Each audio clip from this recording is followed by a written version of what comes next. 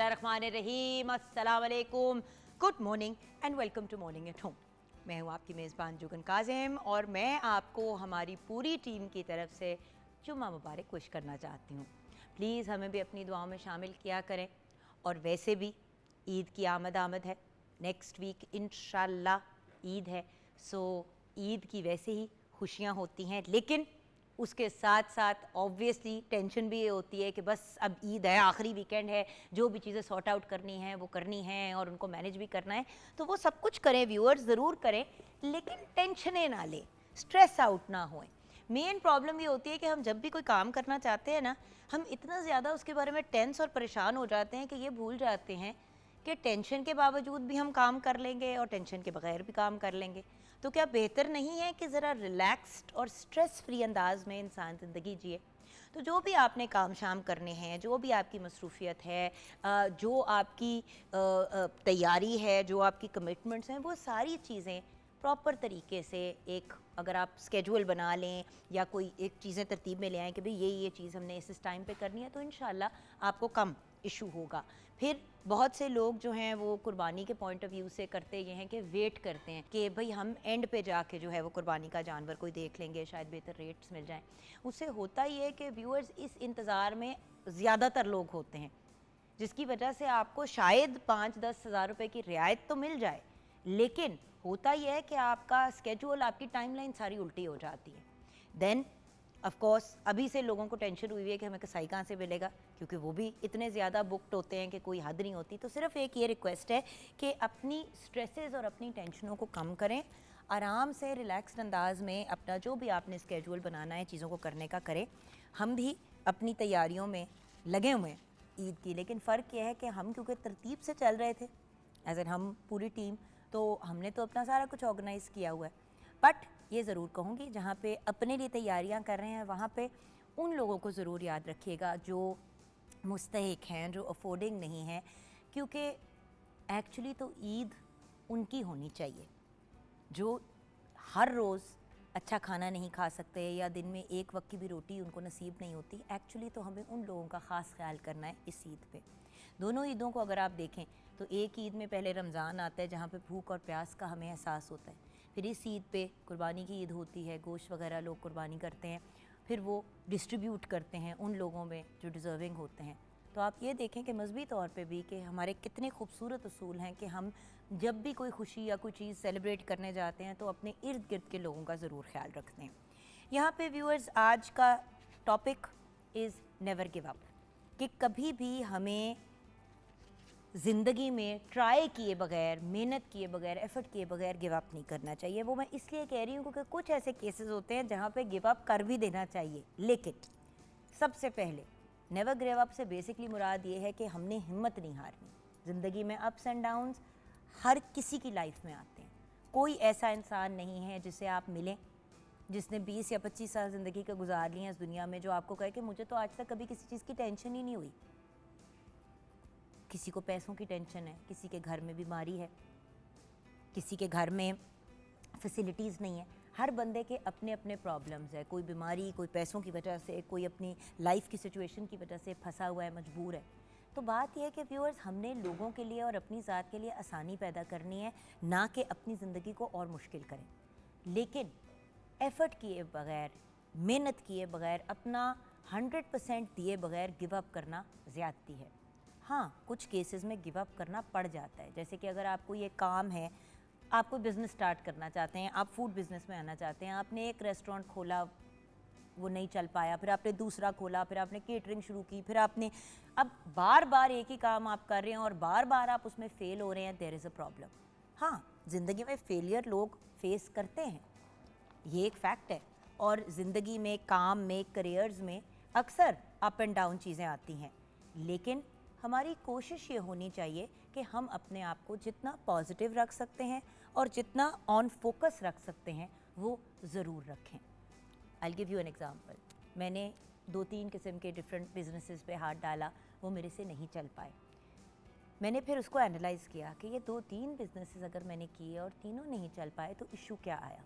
तीनों में जो मेन इशू था वो ये था कि मेरी अपनी जो इन्वॉल्वमेंट है, खुद अंदर घुस के काम करने वाली मेरी इन्वॉल्वमेंट नहीं थी। मेरे पार्टनर्स थे, पार्टनर्स मैंने पैसे डाले, पार्टनर्स ने कहा कि वो काम करेंगे और मिलजुल के हम 50-50% पे अपनी चीज़ को आगे लेके चलेंगे। हुआ कुछ ये कि जिन लोगों के साथ पार्टनरशिप्स की मैंने प्रॉपर तशख़ीस नहीं की, अपनी प्रॉपर रिसर्च नहीं की, लोगों के साथ काम शुरू तो कर लिया, लेकिन जब उनको भी वो काम नहीं आता था तो ना उनसे काम चल पाया, और सच्ची बात है मेरा तो वो एरिया ही नहीं था। सो देन आई रियलाइज़ कि अब मैं जो भी काम करूँगी वो करूँगी जिसमें मेरी अपनी इन्वॉल्वमेंट हो डे टू डे रनिंग के अंदर। तो फिर मैंने अपनी एक स्किन केयर की ब्रांड शुरू की और अपनी एक खाने की ब्रांड शुरू की। उन दोनों ब्रांड्स के ऊपर नाम नहीं लूँगी ऑब्वियसली, बिकॉज मेरा पॉइंट सेल्फ प्रमोशन नहीं है, सिर्फ आपके साथ एक बात शेयर करना है। देखिए ऑलरेडी 4-5 चीज़ें मैं ट्राई कर चुकी थी और उस पर फेल हो चुकी थी। मैंने क्लोथिंग लाइन स्टार्ट की बड़ा अर्सा पहले, अगेन वो पार्टनरशिप थी जुगन स्प्रेड के नाम से, वो नहीं चली। फिर उसके बाद मैंने एक सैलून खोला, रेस्टोरेंट खोला, फूड की बिज़नेस, और उसके अलावा एक फ़िटनेस स्टूडियो किया। अच्छा, इन सब चीज़ों में जैसे कि मैंने आपको कहा, कॉमन चीज़ ये थी कि मैंने खुद इन्वॉल्व होकर नहीं देखा। मैंने पैसे डाले और मैं बैक ऑफ हो गई कि भाई मैं इन्वेस्टर हूँ, आप उस पर जो है वो फिज़िकल काम करें। अनफॉर्चुनेटली पाकिस्तान जैसे मुल्क में आप ऐसे कर नहीं सकते हैं कि आप बस पैसे हैंड ओवर कर दें और उसके ऊपर नज़र ना रखें। तो अब मैं जो काम कर रही हूँ उसमें मेरे पार्टनर ज़रूर है, लेकिन फ़िज़िकली मैं खुद चीज़ों को देख रही हूँ, from my skin care to my hair care to my खाने का काम। बिकॉज व्यूअर्स, खुद जब तक आप अंदर चीज़ों में घुस के चीज़ों में नहीं इन्वॉल्व होते ना, आप चीज़ को बेहतर अंदाज में नहीं कर पाते। सो जब कोई चीज़ स्टार्ट करें तो उसकी ओनरशिप लें। तो अब लॉन्ग स्टोरी शॉर्ट, वो चीज़ें ट्राई की, वो नहीं चल पाई। अब जब मैंने किया तो मैंने जो मिस्टेक्स पिछली चीज़ों में किए थी उनको एडजस्ट करके, उनको ठीक करके आगे चली, तो अल्लाह का शुक्र है काम चल रहा है और ठीक चल रहा है। So viewers, give up right time पे कर जाना, हाँ एक चीज़ पे आप कोशिश किए जा रहे हैं, कोई जैसे कि किसी की जान बचाने की कोशिश कर रहे हैं, आप हॉस्पिटल में हैं, डॉक्टर्स ने हर चीज़ ट्राई कर दी है। अब अगला इंसान जो है वो लाइफ सपोर्ट के ऊपर है, मशीन बंद कर दे तो सांसें रुक जाएंगी, अपनी सांसें खुद नहीं चल रही। अब ऐसे स्टेज पे कभी कभी इंसान को गिव अप करना पड़ जाता है, क्योंकि कितनी देर आप किसी को मशीनों के ऊपर अस्पताल में ज़िंदा रखेंगे। So sometimes you do have to give up, लेकिन वो गिव अप हर मेहनत, हर एफर्ट, हर कोशिश करने के बाद करना चाहिए। मैं ये नहीं कहूँगी कि ज़िंदगी में कभी गिव अप ना करें, क्योंकि कुछ मोमेंट्स पे आपको लेट गो करना पड़ जाता है। कुछ ताल्लुक ऐसे होते हैं, कुछ दोस्तियाँ ऐसे होती हैं। अब दो दोस्त हैं, एक दोस्त है जिसको हर वक्त जो दूसरी दोस्त है वो इंसल्ट भी करती है, उसके साथ बुरी तरह से भी पेश आती है। अब जिसके साथ बुरा हो रहा है उसने बात करके भी देख लिया, उसने रिक्वेस्ट करके भी देख लिया, उसने लाड करके भी देख लिया, उसने लड़के भी अपनी दोस्त को कह दिया, अब वो पास नहीं आ रही, बंदा क्या करे? फिर तो सोल्यूशन आपके पास सिर्फ यही रह जाता है ना कि आप फिर किनारा कशी कर लें। तो आपने एक तरह से उस रिलेशनशिप में गिव अप कर दिया। मैंने अगर बिजनेस स्टार्ट किए और हर बार बिजनेसेस जो हैं वो मैंने पार्टनर्स के साथ करके खुद ना ही नहीं देखा, तो इवेंचुअली उस आइडिया पे मैंने गिव अप कर दिया और मैंने अपना आइडिया रीचेंज करके, रीमोल्ड करके फिर स्टार्ट किया। नाकामी भी वो ज़िंदगी का हिस्सा है, बट नाकामी आपने क्यों फेस की और उसके पीछे क्या वजूहात थी और किस तरीके से आप उस चीज़ को आप बेहतर कर सकते हैं, इस पॉइंट ऑफ व्यू से जब हम आगे बढ़ते हैं ना व्यूअर्स, तो यकीनन एट सम पॉइंट इंसान कामयाब हो ही जाता है। मैं नहीं जानती किसी भी ऐसे इंसान को कि उसको एक आइडिया है बिज़नेस का, उसने वो बिज़नेस स्टार्ट किया और फ़ौरन ही उसकी बिज़नेस चल पड़ी। अक्सर लोग 2, 4, 5 चीज़ें करके, नाकाम हो के, भाई इवन करियर्स की अगर आप देखें तो बहुत से लोग जो हैं वो एक लाइन ऑफ वर्क, अब मार्केटिंग में एक दफ़ा हार्ड ट्राई किया, दूसरी दफ़ा हार्ड ट्राई किया, नहीं बना भाई कुछ मार्केटिंग में, तो लोग अपना करियर ही चेंज कर लेते हैं।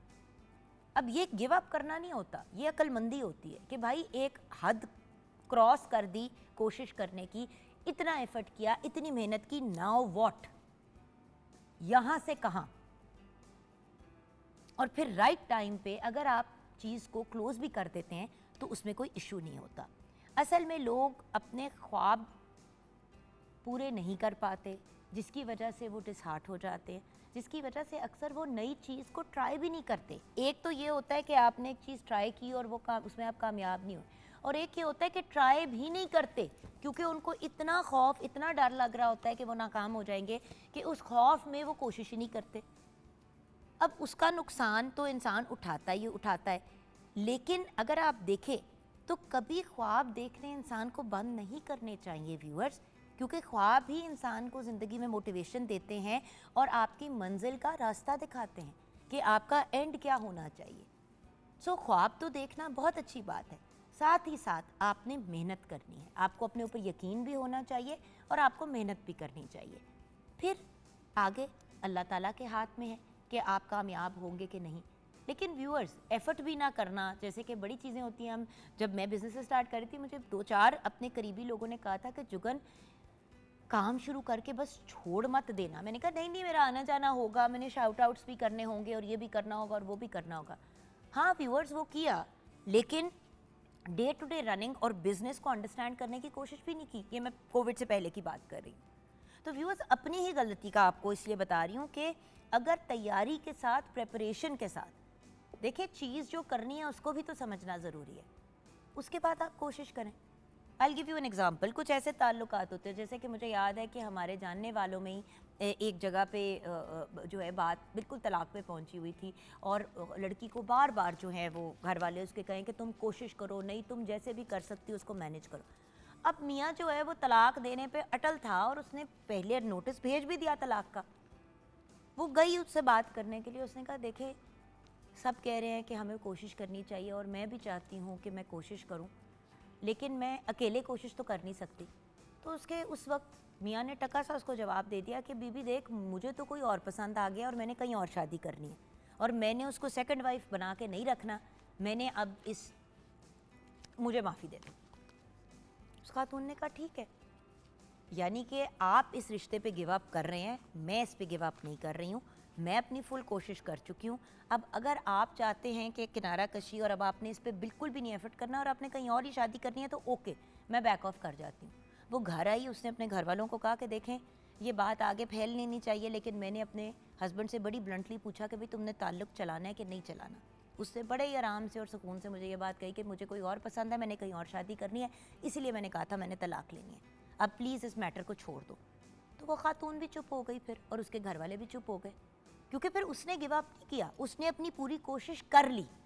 दूसरे इंसान ने कहा कि आई डोंट वांट टू, फिर भी उसने कोशिश की, बच्चों के लिए, ऑब्वियसली फैमिलीज़ के पॉइंट ऑफ व्यू से और अपनी ज़ात के लिए भी। लेकिन जब वो बात ख़त्म हो गई और अगले ने भी जवाब दे दिया कि भाई मैंने तो करनी कहीं और है, तो फिर उस स्टेज पे गिव अप करने की सेंस समझ आती है। लेकिन फिर उस स्टेज पे किसी ने उस लड़की को ये नहीं कहा कि तुमने कोशिश नहीं की, उसने अपनी पूरी कोशिश की। अब उस रिश्ते के ख़त्म होने का जिम्मा पूरा उस आदमी पे चला गया। So at the end of the day viewers, हमने अपना पूरा एफर्ट करना है, स्पेशली उस चीज़ में जो हम इंडिविजुअली कर रहे हैं। अगर कलेक्टिवली एक चीज़ कर रहे हैं तो सबके पॉइंट और चीज़ को देखने के बाद फिर आप डिसीजन लें और फिर अल्लाह आपको कामयाबी की तरफ लेके जाए। आइए शेफ़ फ़खरुन्निसा से जानते हैं कि उनका आज के टॉपिक के बारे में क्या ओपिनियन है, क्या राय है। अस्सलाम वालेकुम। वालेकुम अस्सलाम, कैसी हैं आप? मैं बिल्कुल ठीक हूँ। फ़खरुन्निसा, आज हम बात कर रहे हैं नेवर गिव अप की, लेकिन जो हमारा टॉपिक था, लेकिन मैं उसमें एक चीज़ ज़रूर ऐड की है कि भाई कुछ केसेस में गिव अप कर भी देना चाहिए। वो जो कहते हैं ना, don't flog a dead horse, मरे हुए घोड़े को आप जितना भी मारेंगे उसको क्या फ़र्क पड़ेगा, उसने उठ खड़ा तो नहीं होना, बिल्कुल तो मार चुका है। कभी कभी हम अपनी ज़िद बना लेते हैं कि हम हार नहीं मानेंगे, लेकिन चाहे उसके लिए हमें कितना भी नुकसान उठाना पड़े। जैसे भी आपने थोड़ी देर पहले बात की कि रिश्ते को एक ख़त्म हो रहा था, उसको आप अगर ज़िद बनाकर के चलाते जाएं, कितना देर आप चला सकेंगे। बट देखिए ना, उसने अक्लमंदी की। मुझे मैं बड़ी इम्प्रेस्ड हूँ हमारी उस दोस्त से, और मैं उसको आज भी कहती हूँ कि यार उसकी फिर उसके लिए रिश्ता भी आया, उसकी शादी भी होगी माशाल्लाह, शी इज़ हैप्पीली मैरिड, और उसके बच्चे जो पहली शादी से हैं उसके साथ रहते हैं, बड़ी खुश है वो। तो मैंने उसे पूछा, मैंने कहा देखो तुम्हें पता था कि वो बंदा जो है, तुम्हें शक भी था कि उसको कोई पसंद है इसलिए वो तलाक लेना चाह रहे। कहती है जुगन, जो मेरे ख़ानदान वाले भी कह रहे थे और सच जो है वो मेरे दिल में भी ये बात बार बार आती थी कि यार बच्चों के लिए और अपनी ज़ात के लिए भी मैं एक आखिरी कोशिश कर लूँ। उसने जाके बात की और उसने कहा आप मुझे सच्ची सच्ची बता दें कि आप क्यों नहीं इस रिश्ते को चलाना चाहते। देखिए क्योंकि आपने कोई रीज़न नहीं दिया, तो बार बार जो फैमिली भी पीछे आपकी भी पड़ी हुई है, आपकी भी, मेरी भी, मैं भी पड़ी हुई हूँ, एक दफ़ा मुझे बता दें। उस आदमी ने कहा देखो मैं तुम्हारे साथ नहीं रहना चाहता। उसको बात समझ आ गई कि भाई उसको कोई और पसंद है, वो इस इंतज़ार में है कि हमारी तलाक फाइनल हो तो अगले दिन ही वो जाके निकाह कर ले अगले के साथ। तो मैं किस चीज़ के लिए लड़ रही हूँ जब दूसरा भी नहीं उसको चलाना चाह रहा।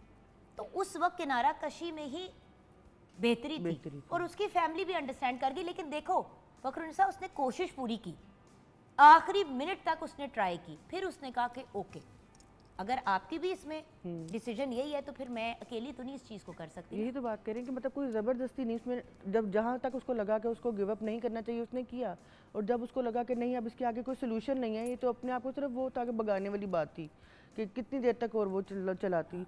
और इसी तरह वाकई हमारी अपनी ज़िंदगी में भी ये तो हर किसी की लाइफ में आता ही है, कोई ना कोई ऐसा औरत है एक ऐसे रिश्ते में है जहाँ पे मियाँ उसको मार मार के उसका बुरकस निकाल देता है और उसके बच्चे भी देख रहे हैं और वो खुद भी तंग आ गई है।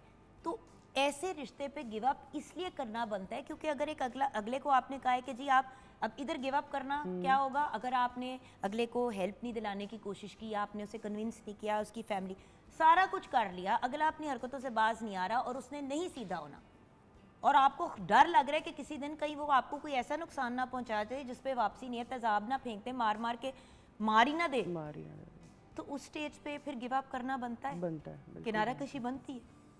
सो अपनी सिचुएशंस को चूज़ करना चाहिए फ़खरुन्निसा, लेकिन ज़िंदगी में ये भी जानना, ये भी एक बड़ी अक्लमंदी है कि किस स्टेज पे आपको साइड पे हो जाना चाहिए। व्यूअर्स, यहाँ पे हम ब्रेक की तरफ जाएंगे, जहाँ पे हम कह रहे हैं नेवर गिव अप, वहाँ पे हम ये भी कह रहे हैं राइट टाइम पे गिव अप करना भी सिचुएशन के हिसाब से, मौके के हिसाब से। ब्रेक की तरफ जाएंगे, ब्रेक के बाद जब वापस आएंगे तो हम शेफ़ फ़खरुन्निसा के किचन में होंगे। आज वो हमें एक इंटरेस्टिंग सी रेसिपी बताएंगे जो आप भी बड़ी आसानी से अपने घर में ईद के मौके पे या अदरवाइज़ भी तैयार कर सकते हैं। तो छोटी सी ब्रेक के बाद एक झटपट सी रेसिपी लेके आएंगे, आप हमारे साथ रहिएगा।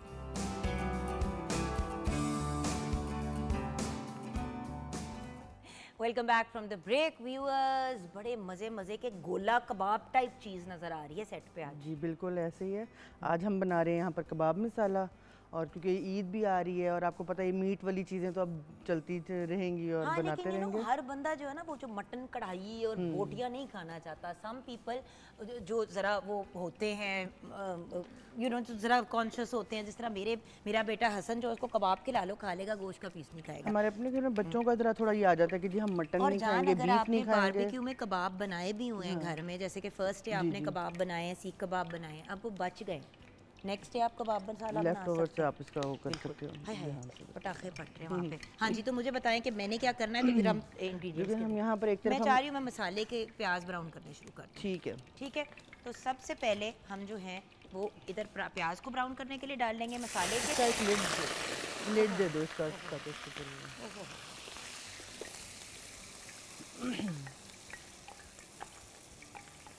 ये लीजिए, हमने डाल दिए प्याज ब्राउन होने। थोड़ा सा उससे ध्यान से वो उसमें ना। मैं बिल्कुल इसका ध्यान कर लूँगी।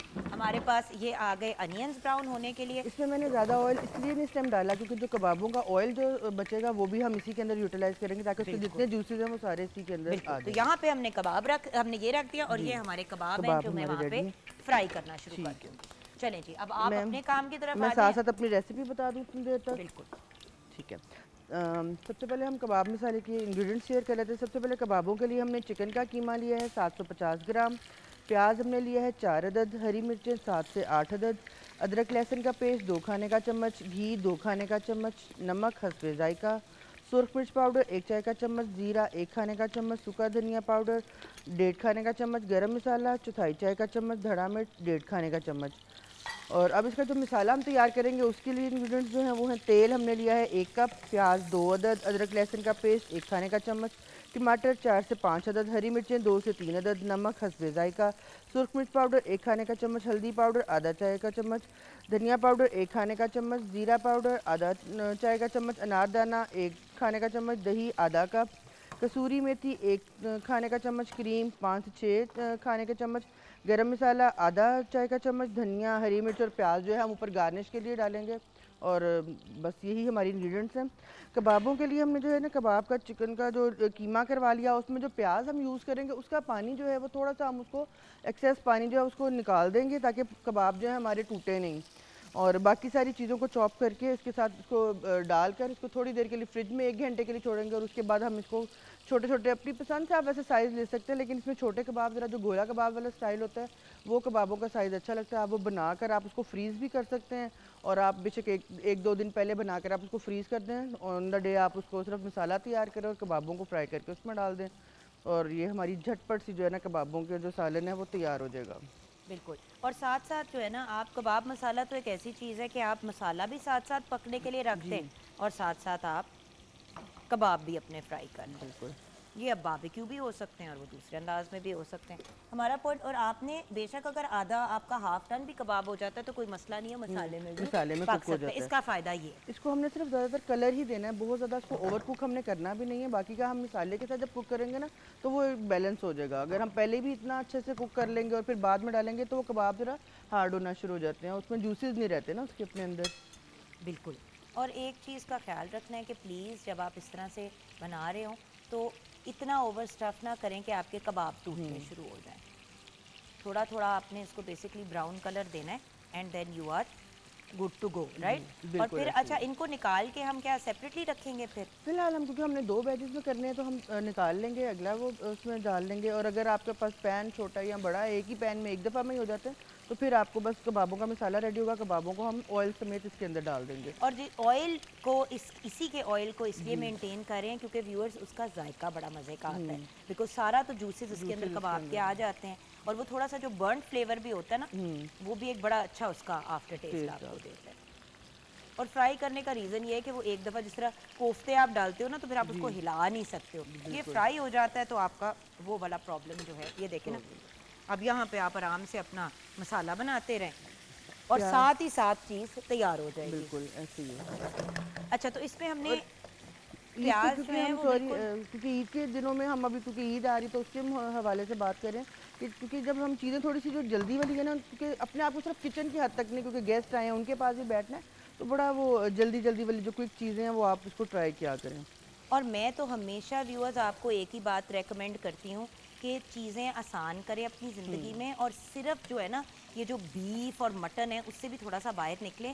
सारा टाइम जो है ना हम लोग ईद के दिनों में सिर्फ बीफ मटन बना रहे होते हैं। मेरी रिक्वेस्ट है कि थोड़ा सा ना चिकन की तरफ भी जाएं, क्योंकि जो लोग नहीं खाते ना बहुत ज़्यादा मीट, उनके लिए बड़ा मसला हो जाता है। और मैं कुछ दिन पहले भी यही बात समझा रही थी कि प्लीज़ प्लीज़ प्लीज़ मुर्गी और साथ में कोई दाल सब्जी ज़रूर बनाया करें। मटन की एक ही कोई चीज़ रखा करें टेबल पे। जब 6-6 8-8 मटन की या बीफ की चीज़ें आती हैं ना, पता है खाया नहीं जाता। खाया भी नहीं जाता, बिल्कुल ठीक। हमने पिछला वीक पूरा जो है वो किया था सब्जी वीक, उसमें से हाँ। आप आइडियाज़ कुछ ले सकते हैं। कुछ मतलब कुछ टेबल पे वाकई वैरायटी होनी चाहिए। अब तो दालों के इतने इतने तरीके आ गए हैं और इतनी मज़ेदार बन जाती हैं, उनको आप ट्राई करें, कोई सब्जी साथ ऐड करें अपने मेन्यू में। तो इजी चीज़ें होती हैं। अच्छा, आप वैसे ईद के दिनों में आपके घर में क्या करता है बकरा ईद पे? बकरा ईद पे जी हमारी शुरुआत होती है सबसे पहले कलेजी से जो हमारा कलेजी कैसे बनाती हो एक्चुअली आप अपने कलेजी, घर में? वैसे मेरे बच्चे जो है ना वो तवा कलेजी पसंद करते हैं, थोड़ा ड्राई फॉर्म में। वो लेकिन कैसे बनती है? वो मैं उसको सारे मसाला लगाकर और उसको जो है ना उसको साइड पर रख देती हूँ। उसके साथ बिल्कुल ड्राई सा दही के साथ मसाला बनाया जाता है। कोई प्याज, सिर्फ टमाटर डलते हैं लेकिन उसमें कोई प्याज वगैरह कुछ भी नहीं डालती। तो उसको उसके साथ ही तवे के अंदर हल्का सा उसमें वो डालकर थोड़ा सा मैं ये करती हूँ, क्योंकि ये गलता नहीं, कुर्बानी वाला गोश्त है, उसमें हल्का सा वो आप जो मीट टेंडराइज़र है थोड़ा सा अगर आप यूज़ कर लें मसाले के साथ तो वो आपको। लेकिन कलेजी एक डेलिकेट चीज़ है, कलेजी में ये नहीं डालना, वैसे मीट की बात की है। हाँ जी। कलेजी तो हार्ड हो जाएगी कि ज़्यादा उसको ओवर कुक हम जब करते हैं। हाँ। तो उसको बस मैं तवे के ऊपर हल्का सा वो पानी के साथ वो स्टीम अप उसको करके और इस दही और टमाटरों के पेस्ट के साथ और ड्राई मसाले डाले। वो बच्चों को थोड़ा सा लगता है ज़रा बिल्कुल ड्राई ड्राई सी फॉर्म में वो खा लेते हैं, लेकिन क्योंकि थोड़े घर पे बड़े भी हैं तो फिर वो हम मसाले वाली भी बनाते हैं। तो और अब इनको क्या अभी निकालूं या रहने दूं? आप इनको निकाल लें, क्योंकि इनको बहुत ज़्यादा हम ओवर कुक नहीं करेंगे ना, तो बस हमने उसकी शक्ल उसको एक वो जब अपनी वो कर ले रिटेन तो हम उसको निकाल लेंगे। बहुत ज़्यादा उसको ओवर कुक नहीं करेंगे। बाकी इंशाल्लाह कबाबों के साथ जब बनेगा तो वो बिल्कुल अंदर तक कुक हो जाएगा। बिल्कुल। और बात ये कि चिकन तो वैसे ही जल्दी कुक हो जाता है। होता ये कि आप ओवर कुक कर देते हैं ना तो वो फिर उसका टेस्ट बड़ा वो फिर अंदर से रबड़ की तरह हाँ होता जी, है। बिल्कुल ऐसे ही है, रबर उसी हो तरह जाता जिस तरह अगर आप कोफ्तों को ओवर कुक कर दें तो उसका टेस्ट बिल्कुल जो है ना वो ख़राब हो जाता है। तो यहाँ पे मैंने चूल्हे को लाइट इसलिए का हल्का कर दिया है क्योंकि हमने लेकिन आपकी तरफ ईद पे क्या बनता है, कहाँ से शुरू होता है? यार हमारे घर में ना एक बहुत वो है कि हम लोगों को ना निहारी पाए वगैरह चीज़ें बड़ी पसंद हैं। तो हम कोशिश ये करते हैं कि एक दिन हमारे पाए और कोई पुलाव आलू गोश्त टाइप चीज़ बन जाए। फिर नेक्स्ट, और हम तो क्योंकि देखें ना यार हम तो छोटों में शुमार होता है हमारा, लाइक फैसल भी छोटे हैं अपने भाइयों में, तो या तो हम मम्मी डैडी की तरफ चले जाते हैं, ठीक है ना, डैडी को अल्लाह जन्नत नसीब करे, उनके बगैर ईद का उस तरह से मज़ा नहीं आता जैसे आता था। डैडी बड़े एक्साइटेड होते थे ईद के बारे में। बड़ों के साथ जो रौनकें इन स्पेशली फेस्टिव्स की जो रौनकें वो बड़ों के साथ बच्चों के साथ तो होती हैं। सो हम लोग मम्मी की तरफ जाएंगे, मेरी अम्मी की तरफ भी जाएंगे, और ममा भी क्योंकि छोटी हैं तो अक्सर खाला या किसी और फैमिली मेम्बर के घर में जो है ना ये सारी चीज़ें हमारी एक्टिविटीज़ होती, कभी खाला के घर, कभी मामू के घर, तो हम तो घूमते फिरते ही रहते हैं ईद पे। कभी कभार मैं हाँ घर में करती हूँ ओपन हाउस टाइप के, भाई जिन लोगों के घरों में मतलब जिनके जो मतलब फैमिली से दूर हैं, जो मतलब अपने शहरों से दूर है, इस तरह कभी कभी वेस्टर्न वर्ल्ड से भी लोग आए हुए होते हैं बाहर के, तो उनको अपने घर बुला लिया। बिल्कुल ऐसे ही है। सो हम लोगों को अपने त्यौहारों का अगर हिस्सा बनाएंगे और अपनी रिलीजियस चीज़ों का भी हिस्सा बनाएंगे तो तभी लोगों को पता चलेगा ना कि दुनिया में क्या हो रहा है और क्या नहीं हो रहा। सो मेरे घर में तो हमारा ज़्यादा यही होता है कि हम लोग मामा के घर चले गए, किसी फैमिली मेम्बर के घर चले गए, अच्छा कभी कभार अपने घर में भी कुछ कर लिया, लेकिन घर में हम बनाते ज़रूर हैं सारी ये भी कहने लगी थी कि कुछ चीज़ें मखसूस होती है कि ईद पे ये तो बननी ही बननी है। नहीं, पाए और ये सब चीज़ें हमारे घर में तो बनेगी ही बनेगी, चाहे हम बाहर ही जा रहे हैं खाने के लिए, घर का स्टाफ हो गया, बाकी लोग हो गए। देखो ईद सबकी है, सिर्फ मेरी तो नहीं है ना और मेरे बच्चों की, ईद तो सबकी है। तो हमने उस पॉइंट ऑफ व्यू से सबको इन्वॉल्व या इंक्लूड भी करना होता है। अब देखें ना, बातें करते करते ही हमने कबाब भी फ्राई कर लिए, मसाला भी हम साथ साथ तैयार कर रहे हैं, तो इसी तरह किचन में गप्पे लगाते लगाते आप अपनी डिशेस वगैरह भी रेडी किया करें। बिल्कुल ऐसे ही है, एक दूसरे का मैं तो कहती हूँ किचन में हेल्प के लिए एक दूसरे के घर, किसी के घर भी जाएं तो किचन में उसकी हेल्प करने के लिए चलते हैं, बातें करते करते अगले को भी पता नहीं चलेगा, एहसास भी नहीं होगा, और उससे चीज़ें जो है बर्डन भी शेयर हो जाएगा, क्योंकि ईद पे सब इंजॉय करने के लिए एक दूसरे की तरफ खाना काम नहीं है, बाकी चीज़ें भी इसमें आती हैं। नहीं, लेकिन मैं एक बात बताऊँ, इस ईद पे तो बंदे वो कुर्बानी में लगे हुए होते हैं, खवातीन बेचारी जो है वो कुकिंग में किचन से ही नहीं बाहर निकल पाती, सही है। क्योंकि इस ईद पे खाने का बड़ा प्रेशर होता है भाई, बड़ा ही जोर। लेकिन फिर भी जो हम जैसे आप अभी पहले बात कर रही थी ऑर्गेनाइज, आप चीज़ों को अगर पहले से मेंटेन करके रखिए तो आपका टाइम काफ़ी हद तक जो है वो जो है ना जो थोड़ा हो जाता है। आप थोड़ा सा मैं ऑयल इसमें और डाल रही हूँ, बिल्कुल थोड़ा सा वो अदरक लहसुन को ब्राउन करने के पॉइंट ऑफ व्यू से। देखिए प्याज हमारा हल्का सा पिंक कलर का हुआ तो उसमें हमने अदरक लहसुन की पेस्ट डाली ताकि वो भी उसके साथ ही अच्छे से भुनाई उसकी हो जाए। बिल्कुल, क्योंकि अब वो वाला स्टेज है जब इसने हल्का सा जब ब्राउन होना शुरू हो जाना। अच्छा, हमारे ये जो है ना कबाब मेरे ख्याल से हो गए, तो अब मैं ये करती हूँ कि इसका ऑयल इसमें डाल देती हूँ और बाकी इसको हम इसमें से तब निकालेंगे जब हम रेडी होंगे। बिल्कुल। अब देखिए आपने देखा था कि हमने पहले ऑयल बहुत कम सा रखा था, अब ये सारा कबाबों वाला ऑयल इसमें चला जाएगा और ये उसके लिए काफ़ी हो जाएगा ऑयल। ये देखिए, क्योंकि कबाब आपके डन हो गए, चूल्हा मैंने नीचे से बंद कर दिया उसके, तो कुकिंग प्रोसेस उसकी रुक जाएगी, क्योंकि ऑयल उसका हमने इसमें यूटिलाइज करना ही था जी। और हमारे ये देखें ना कबाब भी सारे डन हो गए। डन हो चुके। अच्छा, अब 1 मिनट और करके इसमें हम अपने स्पाइसेस डाल देंगे ताकि वो भी अच्छे से भुनाई हो जाए, और फिर हम टमाटरों की पेस्ट डाल देंगे, उसमें प्यूरी डाल देंगे। ये देखिए कबाब हमने इसमें से इसलिए भी रिमूव कर दिए हैं बिकॉज वो मुझे ये है कि कबाब ओवर कुक ना हो। बिल्कुल सही। और ये एज इट इज़ हम जब इसके अंदर डालेंगे, आप यही कबाब आप बनाकर फ्रीज़ भी इनको अच्छे तरीके से कुक करके आप इनको फ्रीज़ भी मतलब इस पोजीशन पे आप फ्रीज़ भी कर सकते हैं अगर आप चाहें कि अपना टाइम सेव करना। कुछ वर्किंग वुमेन्स होती हैं जिनको थोड़ा सा टाइम का इशू होता है, तो इस पोजीशन पे आप इनको फ्रीज़ करें और निकालें, 2-3 मिनट में चिकन की कुकिंग हो जाती है, और उसके बाद आप उसको कुक करें और आप उसको वैसे भी मसाले डाल दें। मसाले डाल दें। हम इसमें हम नमक डालते हैं, नमक आप डाल दें। सारे नहीं सारा ना डालें, अंदाजे से डाल दें जितना आपको। अच्छा जी, कितना? 1/2 टेबल स्पून के अंदाजे से डाल इतना हाँ, क्योंकि इसमें भी है और हम ज़्यादा ना डालें, बाद में उसको टेस्ट करके तो हम उसको एडजस्ट कर लेंगे। ये डाल दें 1 टीस्पून।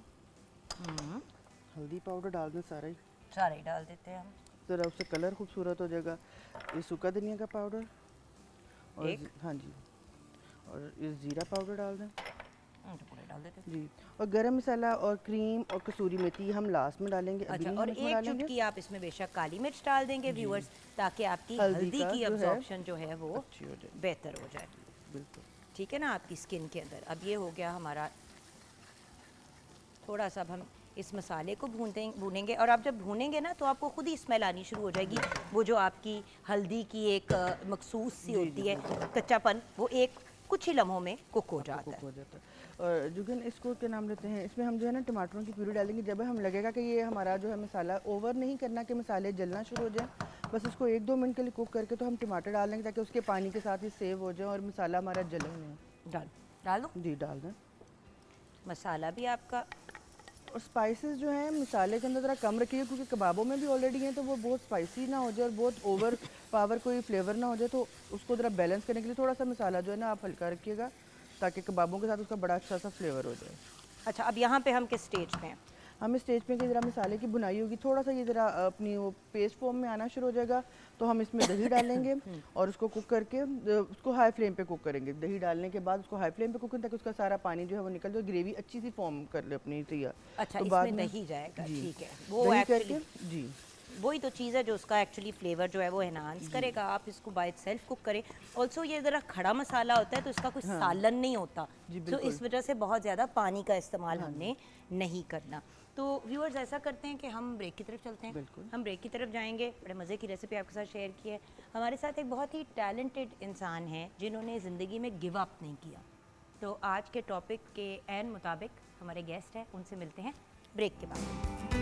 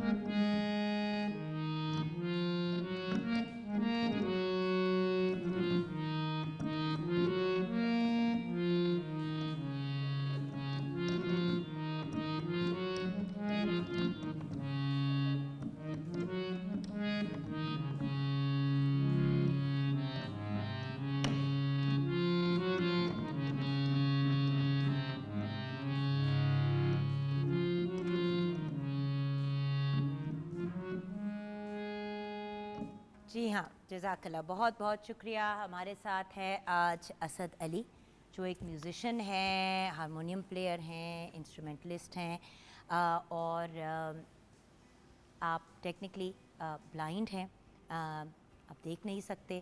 तो आज हम इनसे इनकी जर्नी डिस्कस करेंगे। इनकी बड़ी इंटरेस्टिंग स्टोरी थी, तो हमने सोचा कि आज प्रोग्राम पे बुला के आप लोगों को होप और मोटिवेशन के पॉइंट ऑफ व्यू से असद अली से मिलाएं। अस्सलाम वालेकुम भाई। वालेकुम अस्सलाम। असद भाई, आपकी कहानी, आपकी जर्नी कहाँ से शुरू होती है? बिनाई आपकी बचपन से नहीं थी क्या? जी, बचपन में तो ठीक था, पैदाइशी में ठीक था। 8-9 साल की एज में ना टाइफाइड हो गया था। अच्छा। उसके बाद मैं ब्लाइंड स्कूल में दाखिल हुआ, sunrise government institute of the blind school में। अच्छा। वहाँ पे पढ़ाते भी हैं, पढ़ा मैं, और वहाँ पे ये म्यूज़िक का पीरियड भी होता था। वहाँ से मैंने ये सीखा। उसके बाद प्राइवेट तौर पे आला तालीम के लिए मैंने अल्ताफ़ हुसैन बाग, वो हैं म्यूज़िक डायरेक्टर हैं अल्ताफ़ हुसैन ताफ़ो साहब, हाँ जी, ताफ़ो उनके साहब। भाई जो वफ़ात पा गए हुए हैं, नसार हुसैन बाग साहब, हाँ अल्लाह जी। उन्हें जन्नत नसीब करो। उन्होंने मुझे बड़े अच्छे तरीके गाइड किया और ये सिखाया। लेकिन क्या आपकी फैमिली में म्यूज़िक से किसी और का रुझान है असद भाई? जी, रिलेटिव्स हैं, बहुत ज़्यादा दूर रहते हैं, मेरे हाला के बेटे हैं।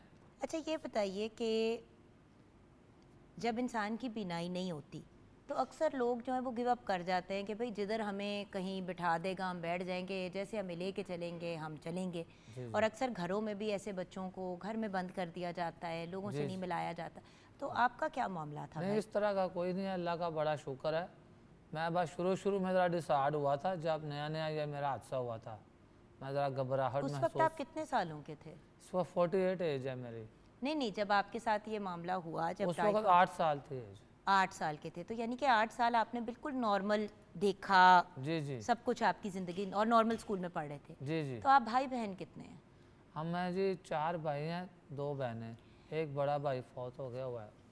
सॉरी भाई, तो मुझे ये बताइए असद भाई कि जब बीनाई गई 8 साल की उम्र पे, इंसान को याद तो होता है कि घर वालों का क्या रिस्पॉन्स याद था? तो होता है लेकिन ज़रा कम ही होता है इतनी। लेकिन घर वालों का क्या रिस्पॉन्स था जब उनको पता चला कि बच्चे की बीनाई चली गई है? जी। टाइफाइड की वजह से, तो उस वक्त घर वालों का क्या रिस्पॉन्स था? रिस्पॉन्स यही था, उन्होंने बहुत ट्राई किए, बहुत से मेरे इलाज करवाए हैं जो कि बेशुमार ला तादाद हैं, बड़े, लेकिन बाद जो कुदरत को मंजूर होता है तो वही है ना।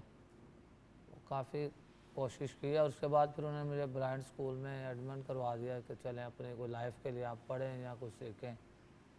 तो अब आप अपना ज़िंदगी के मामलात कैसे मैनेज करते हैं? अलहमरा में भी मैं इसी तरह कोई इवेंट होते हैं उनके, कोई मेलोडीज प्रोग्राम भी चलता है, उनमें भी काम कर लेता हूँ। और ये पंजाब आर्ट्स काउंसिल का कोई प्रोग्राम हो रेडियो पे वो चलता है, हिम्मत वाले लोग चलता था, अब वो हम किसी से कम नहीं, वो भी चलता, उसमें भी चला जाता हूँ। तो आप वैसे परफॉर्म भी करते हैं प्रोफेशनली, तो आज तक सबसे आपकी यादगार परफॉर्मेंस कौन सी रही है? यादगार परफॉर्मेंस तो मेरी वो एक होटल था बहुत इधर इस्लामाबाद मरी में, इंटरनेशनल होटल था, वहाँ पे किया था प्रोग्राम, हम किसी इवेंट पे गए थे। अच्छा, जी जी, वो तो वो आपके लिए सबसे यादगार, वो जी, जी। यादगार क्यों था? जी, उसमें ऐसी क्या बात थी जो वो याद रह गया और बाकी इतने नहीं ज़हन में? उसमें ज़रा पब्लिक अच्छी थी, डीलिंग वो जो रिस्पॉन्स अच्छा मिला और उन्होंने काफ़ी कोऑपरेट किया, इनके हर तरह का उनका अरेंजमेंट बहुत अच्छा था। जब आपसे कभी कोई ऐसा इंसान मिलता है, क्योंकि ज़ाहिर ही जब इंसान नहीं देख पाता तो और भी ऐसे लोगों से मुलाकात होती होगी जो या देख नहीं सकते या किसी मामले में वो मुख्तलिफ है नॉर्मल जी। बंदे से, तो आप ऐसे लोगों को क्या समझाते हैं? क्योंकि कुछ लोग तो ऐसे होते हैं वो बिल्कुल हिम्मत छोड़ जाते हैं, ऐसा ही लेकिन तो हिम्मत आप नहीं उनको फिर छोड़नी क्या चाहिए। समझाते हैं? हिम्मत नहीं छोड़नी चाहिए, ज़िंदगी का सफ़र ऐसे ही है जैसे जो मैंने आपको पहले बताया, होता तो वही है जो कुदरत को मंजूर होता है। बिल्कुल सही।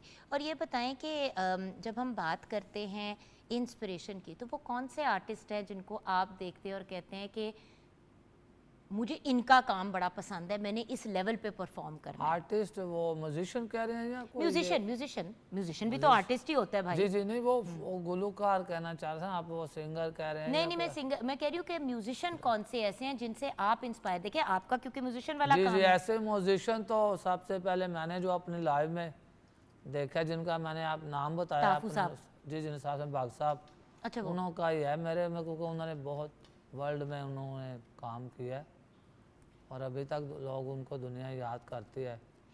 असद भाई, आपका ख्वाब क्या है? हर बंदे के कुछ ख्वाब होते हैं, जी जी, तो आपका सबसे बड़ा मेरा ख्वाब क्या है? ख्वाब बस ऐसे ही है कि अच्छी लाइफ गुजारें। सबसे पहले काम तो होते ही रहते हैं, अल्लाह को भी याद करें, नमाज़ पढ़ें, कुरान पढ़ें, बिल्कुल। उसके बाद अपनी लाइफ के लिए मुस्तकबिल के लिए काम करें, रिज़्क़ रोज़ी कमाएं। ये नहीं कि घर में वो जैसे आपने कहा अभी हिम्मत हार के बैठ गए हैं, ये नहीं। मेरी कोशिश यही होती है कि भाग दौड़ लगी रहे, जैसे रिज़्क़ चलता रहे। और भाई, आपकी माशाल्लाह शादी भी कुछ साल पहले हुई है? जी जी, 4 साल हो गए हैं। अच्छा, तो वो मामलात कैसे चल रहे हैं? वो अल्लाह का शुक्र है जी, वो भी बड़े अच्छे चल रहे हैं। मेरी बेगम भी बहुत अच्छी है, वही मेरा सारा देखभाल करती है। अच्छा, वो देख सकती हैं। जी जी, वो देख सकती हैं। और उनसे कैसे ये रिश्ता, मतलब फैमिली ने किया जी या जी, वो अपने अजीज़ हैं। जी जी, अपने अजीज हैं? मेरे भाई के शादी भी उधर हुई है। अच्छा अच्छा, माशाल्लाह माशाल्लाह। तो भाई, एंड में हमारे व्यूअर्स को कोई पैगाम देंगे आप जो आपने ज़िंदगी से सीखा आपके है? जी जी, ज़िंदगी में ये सीखा है कि बस मेहनत करनी चाहिए। ये जो काम हमारा है मौसीकी का, इसका मेहनत से बहुत ताल्लुक़ है। शौक़ और मेहनत अगर मिक्स हो जाए तो बस समझे आर्टिस्ट कामयाब हो गया। मेहनत और शौक़। तो भाई, आप कितना टाइम देते हैं अपने इस काम को? तो शुरू में मैंने बहुत टाइम दिया है। अब एज भी थोड़ी ज़्यादा भी काम करें तो जिसम में ज़रा वीकनेस या बाजू वगैरह थक जाते हैं। अच्छा, वरना पहले तो सारा दिन भी मेहनत करते रहते इस हारमोनियम पे। बिल्कुल सही। तो अब एंड में आप हमें क्या सुनाएंगे? हम चाहेंगे कि कुछ आपको सुनते सुनते ही हम ये जी, सेगमेंट एक क्लोज। तो वो नुसरत फ़तेह अली साहब का है कि ना सोना तेनू रब ने क्या बनाया। बात है, चले जी वही सुनो।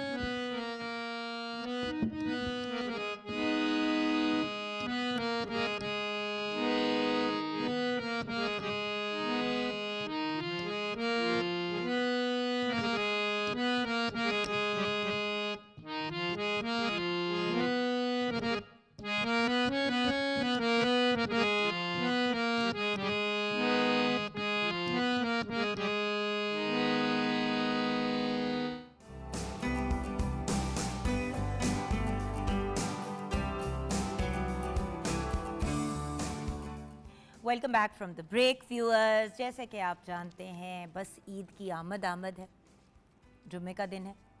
नेक्स्ट वीकेंड में तो हम ऑलरेडी ईद मना चुके होंगे इंशाल्लाह। So the point is obviously जिस तरह हम छोटी ईद की तैयारियां करते हैं उसी तरह बड़ी ईद, जिसको हम बकरा ईद भी कहते हैं, उसकी भी तैयारी होती है। लेकिन उस तैयारी के साथ साथ जो एहतियाती तदाबीर हैं और जो इन्फॉर्मेशन हमारे पास एज बायर्स होनी चाहिए, आज हम लेंगे अपने एक्सपर्ट से। और आप लोगों के जो कुछ गिले शिकवे भी हैं कि आजकल कीमतें क्यों उतनी बढ़ी हुई हैं गोश्त की, ये भी हम उनसे डिस्कस कर लेंगे। अल्टीमेटली व्यूअर्स देखें, कुर्बानी जो भी इंसान साहिब हैसियत है ज़रूर करनी चाहिए, बहुत अच्छी बात है। लेकिन कुर्बानी के साथ भी कुछ एक रिक्वायरमेंट्स होती हैं, किस तरीके के आप डीलिंग करते हैं जाके मार्केट के अंदर। फिर आप जब उन जानवरों को घर लेके आते हैं उनको आपने किस तरह से मैनेज करना है।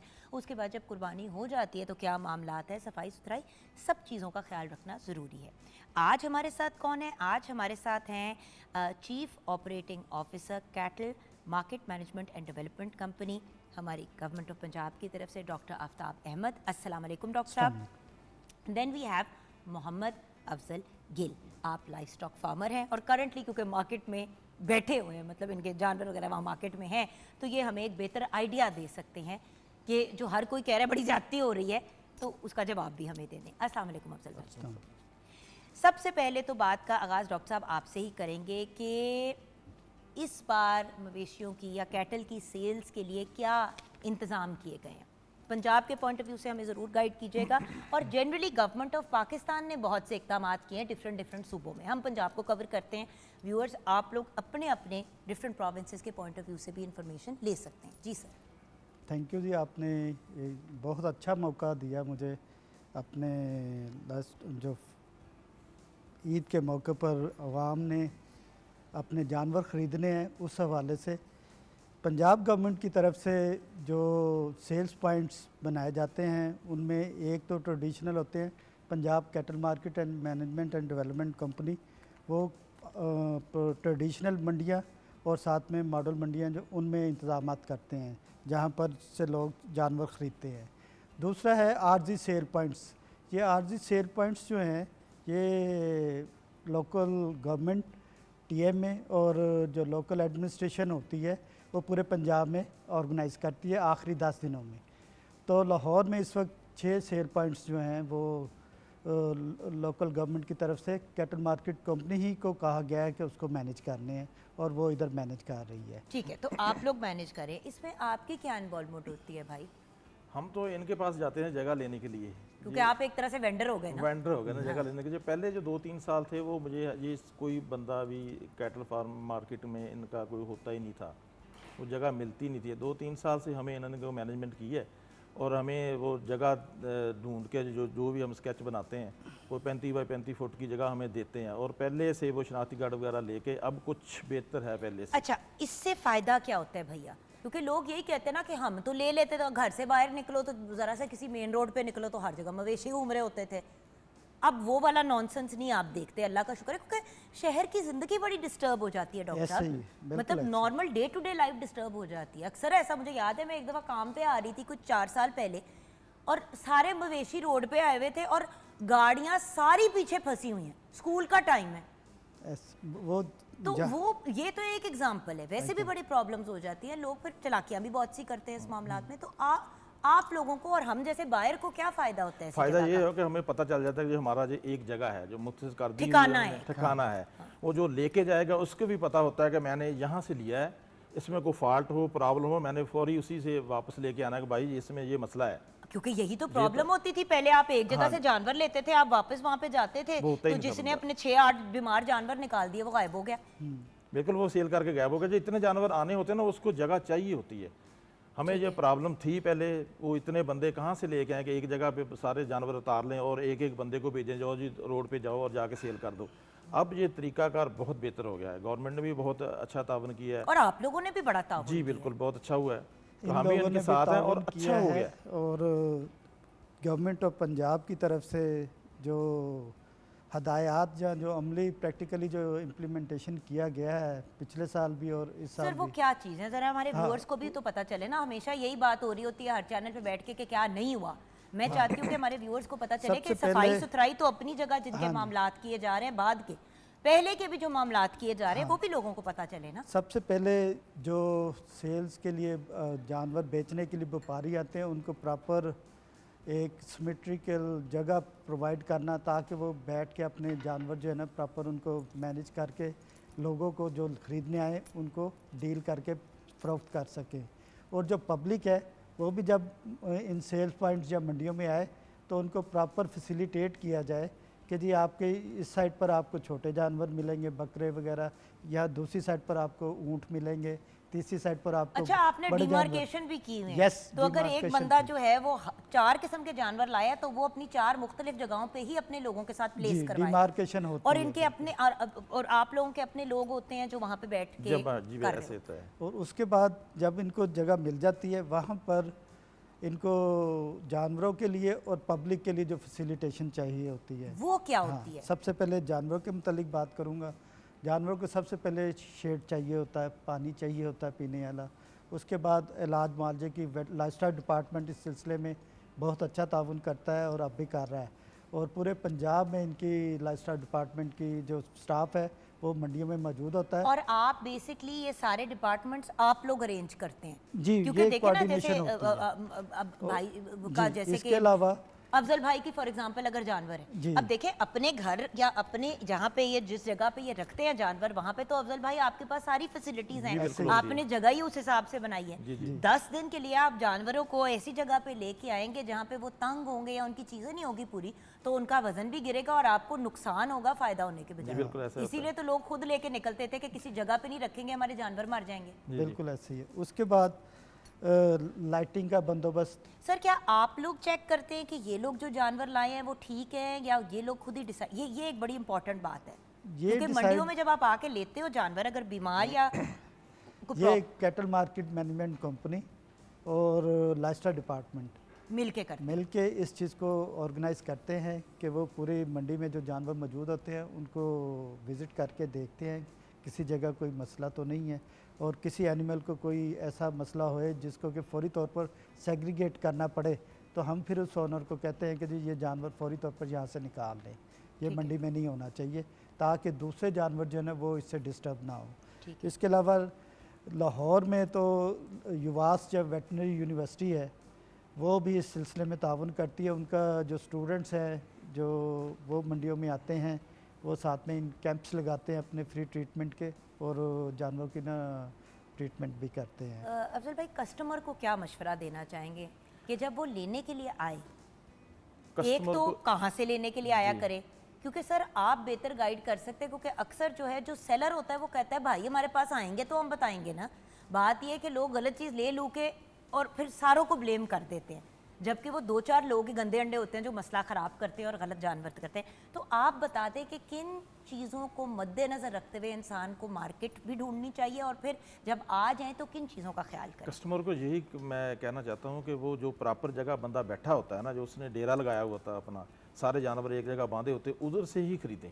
जो बाहर मार्केट में जो रोड पे लेके फिरते हैं ना, वहाँ पे भी लंडे की जगह होती है जहाँ से एक एक जानवर लेके चले जाते हैं, वो जानवर डिफेक्टेड होते हैं, वो सही नहीं होते, उसमें कोई ना कोई मसला होता है, जहाँ तो बीमार होता है, जहाँ कोई सींग खराब होता है। वो इधर बेच के बंदा गया, वो बंदा जिसने खरीदा होता है वो घर जाके देखता है, कहीं देखता है, वो उसको फाल्ट निकल आता है, वो सही नहीं होता। जिसने भी लेना है वो प्रॉपर जगह पे आए जहाँ बंदे बैठे हैं, वहाँ पे डॉक्टर साहब भी आते हैं और चेक करते हैं कोई बीमार जानवर तो नहीं है। अगर किसी को बुखार भी हुआ ना तो फौरी कहते हैं, जो डिस्पेंसरी बनी होती है बाहर, फ्री जो ट्रीटमेंट बनाई हुई है ना मंडी में डिस्पेंसरी बनी होती है, फ्री ऑफ कॉस्ट वो इंजेक्शन लगाते हैं, बुखार हो जाता है 100 किलोमीटर 200 किलोमीटर जो जानवर चल के आता है ना, खड़ा होके आता है, वो आता है बैठ जाता है, बुखार भी स्ट्रेस आता तो है, आता है ना, इंजेक्शन स्ट्रेस भी लगाते आता हैं, है, स्ट्रेस तबीयत आता है खराब हो सारा। जाती है, हो कुछ जाती है। जानवरों को मौसम भी नौजिया हो आजकल जाता गर्मी है, का क्योंकि मौसम है। जानवर भी हाँ जी। है तो जानदार चीज ना, जी, हम बिल्कुल। नहीं बिल्कुल। रियलाइज करते वो हैं। सारे पूरी ट्रीटमेंट करते हैं, इंजेक्शन लगाते हैं और जानवर ठीक हो जाता है। उधर से लेना चाहिए सबको, जो बैठे हैं बंदे ना, उनसे लेना चाहिए, ताकि वो जिम्मेदार तो हो ना अपने जानवर का। अच्छा डॉक्टर साहब, अब मैं अगर जा रही हूँ मार्केट में लेने के लिए, अब देखिए मुझे तो नहीं जानवर लेना आता, ना ही मुझे सेंस है, और ये काम पहले फैमिलीज में कोई एक बंदा होता तो इसको सिखाया जाता था कि चल हुन अगली बार तू लेके, अब वो सिस्टम्स ही नहीं रहे। तो हम कैसे पहचाने जाके जानवर से? डॉक्टर साहब कौन सी मेन चीज़ें हैं जिनको कोई भी खरीदने के लिए जाए तो इन चीज़ों को चेक ऑफ करके ही जानवर लेना चाहिए? जानवर आप हमें ये एडवाइस दे दे दोनों। हाँ, इसमें सबसे अहम चीज़ तो ये है कि सबसे पहले जो भी जानवर खरीदना है उसका आपको डिसीजन लेके जाना चाहिए कि आपने ये जानवर लेना है। हाँ, ये नहीं कि बंदर जाए और कहे कि ले ला तो बकरी भेड़ लेनी बकरा है, तो बकरा लेना गाय है। लेनी है तो ऊँट लेना है, ये हाँ। पता ही नहीं है। हाँ, पहले ये डिसीजन होना चाहिए, फिर आपकी पावर कितनी है कि आप किस लेवल तक का जानवर खरीद सकते हैं।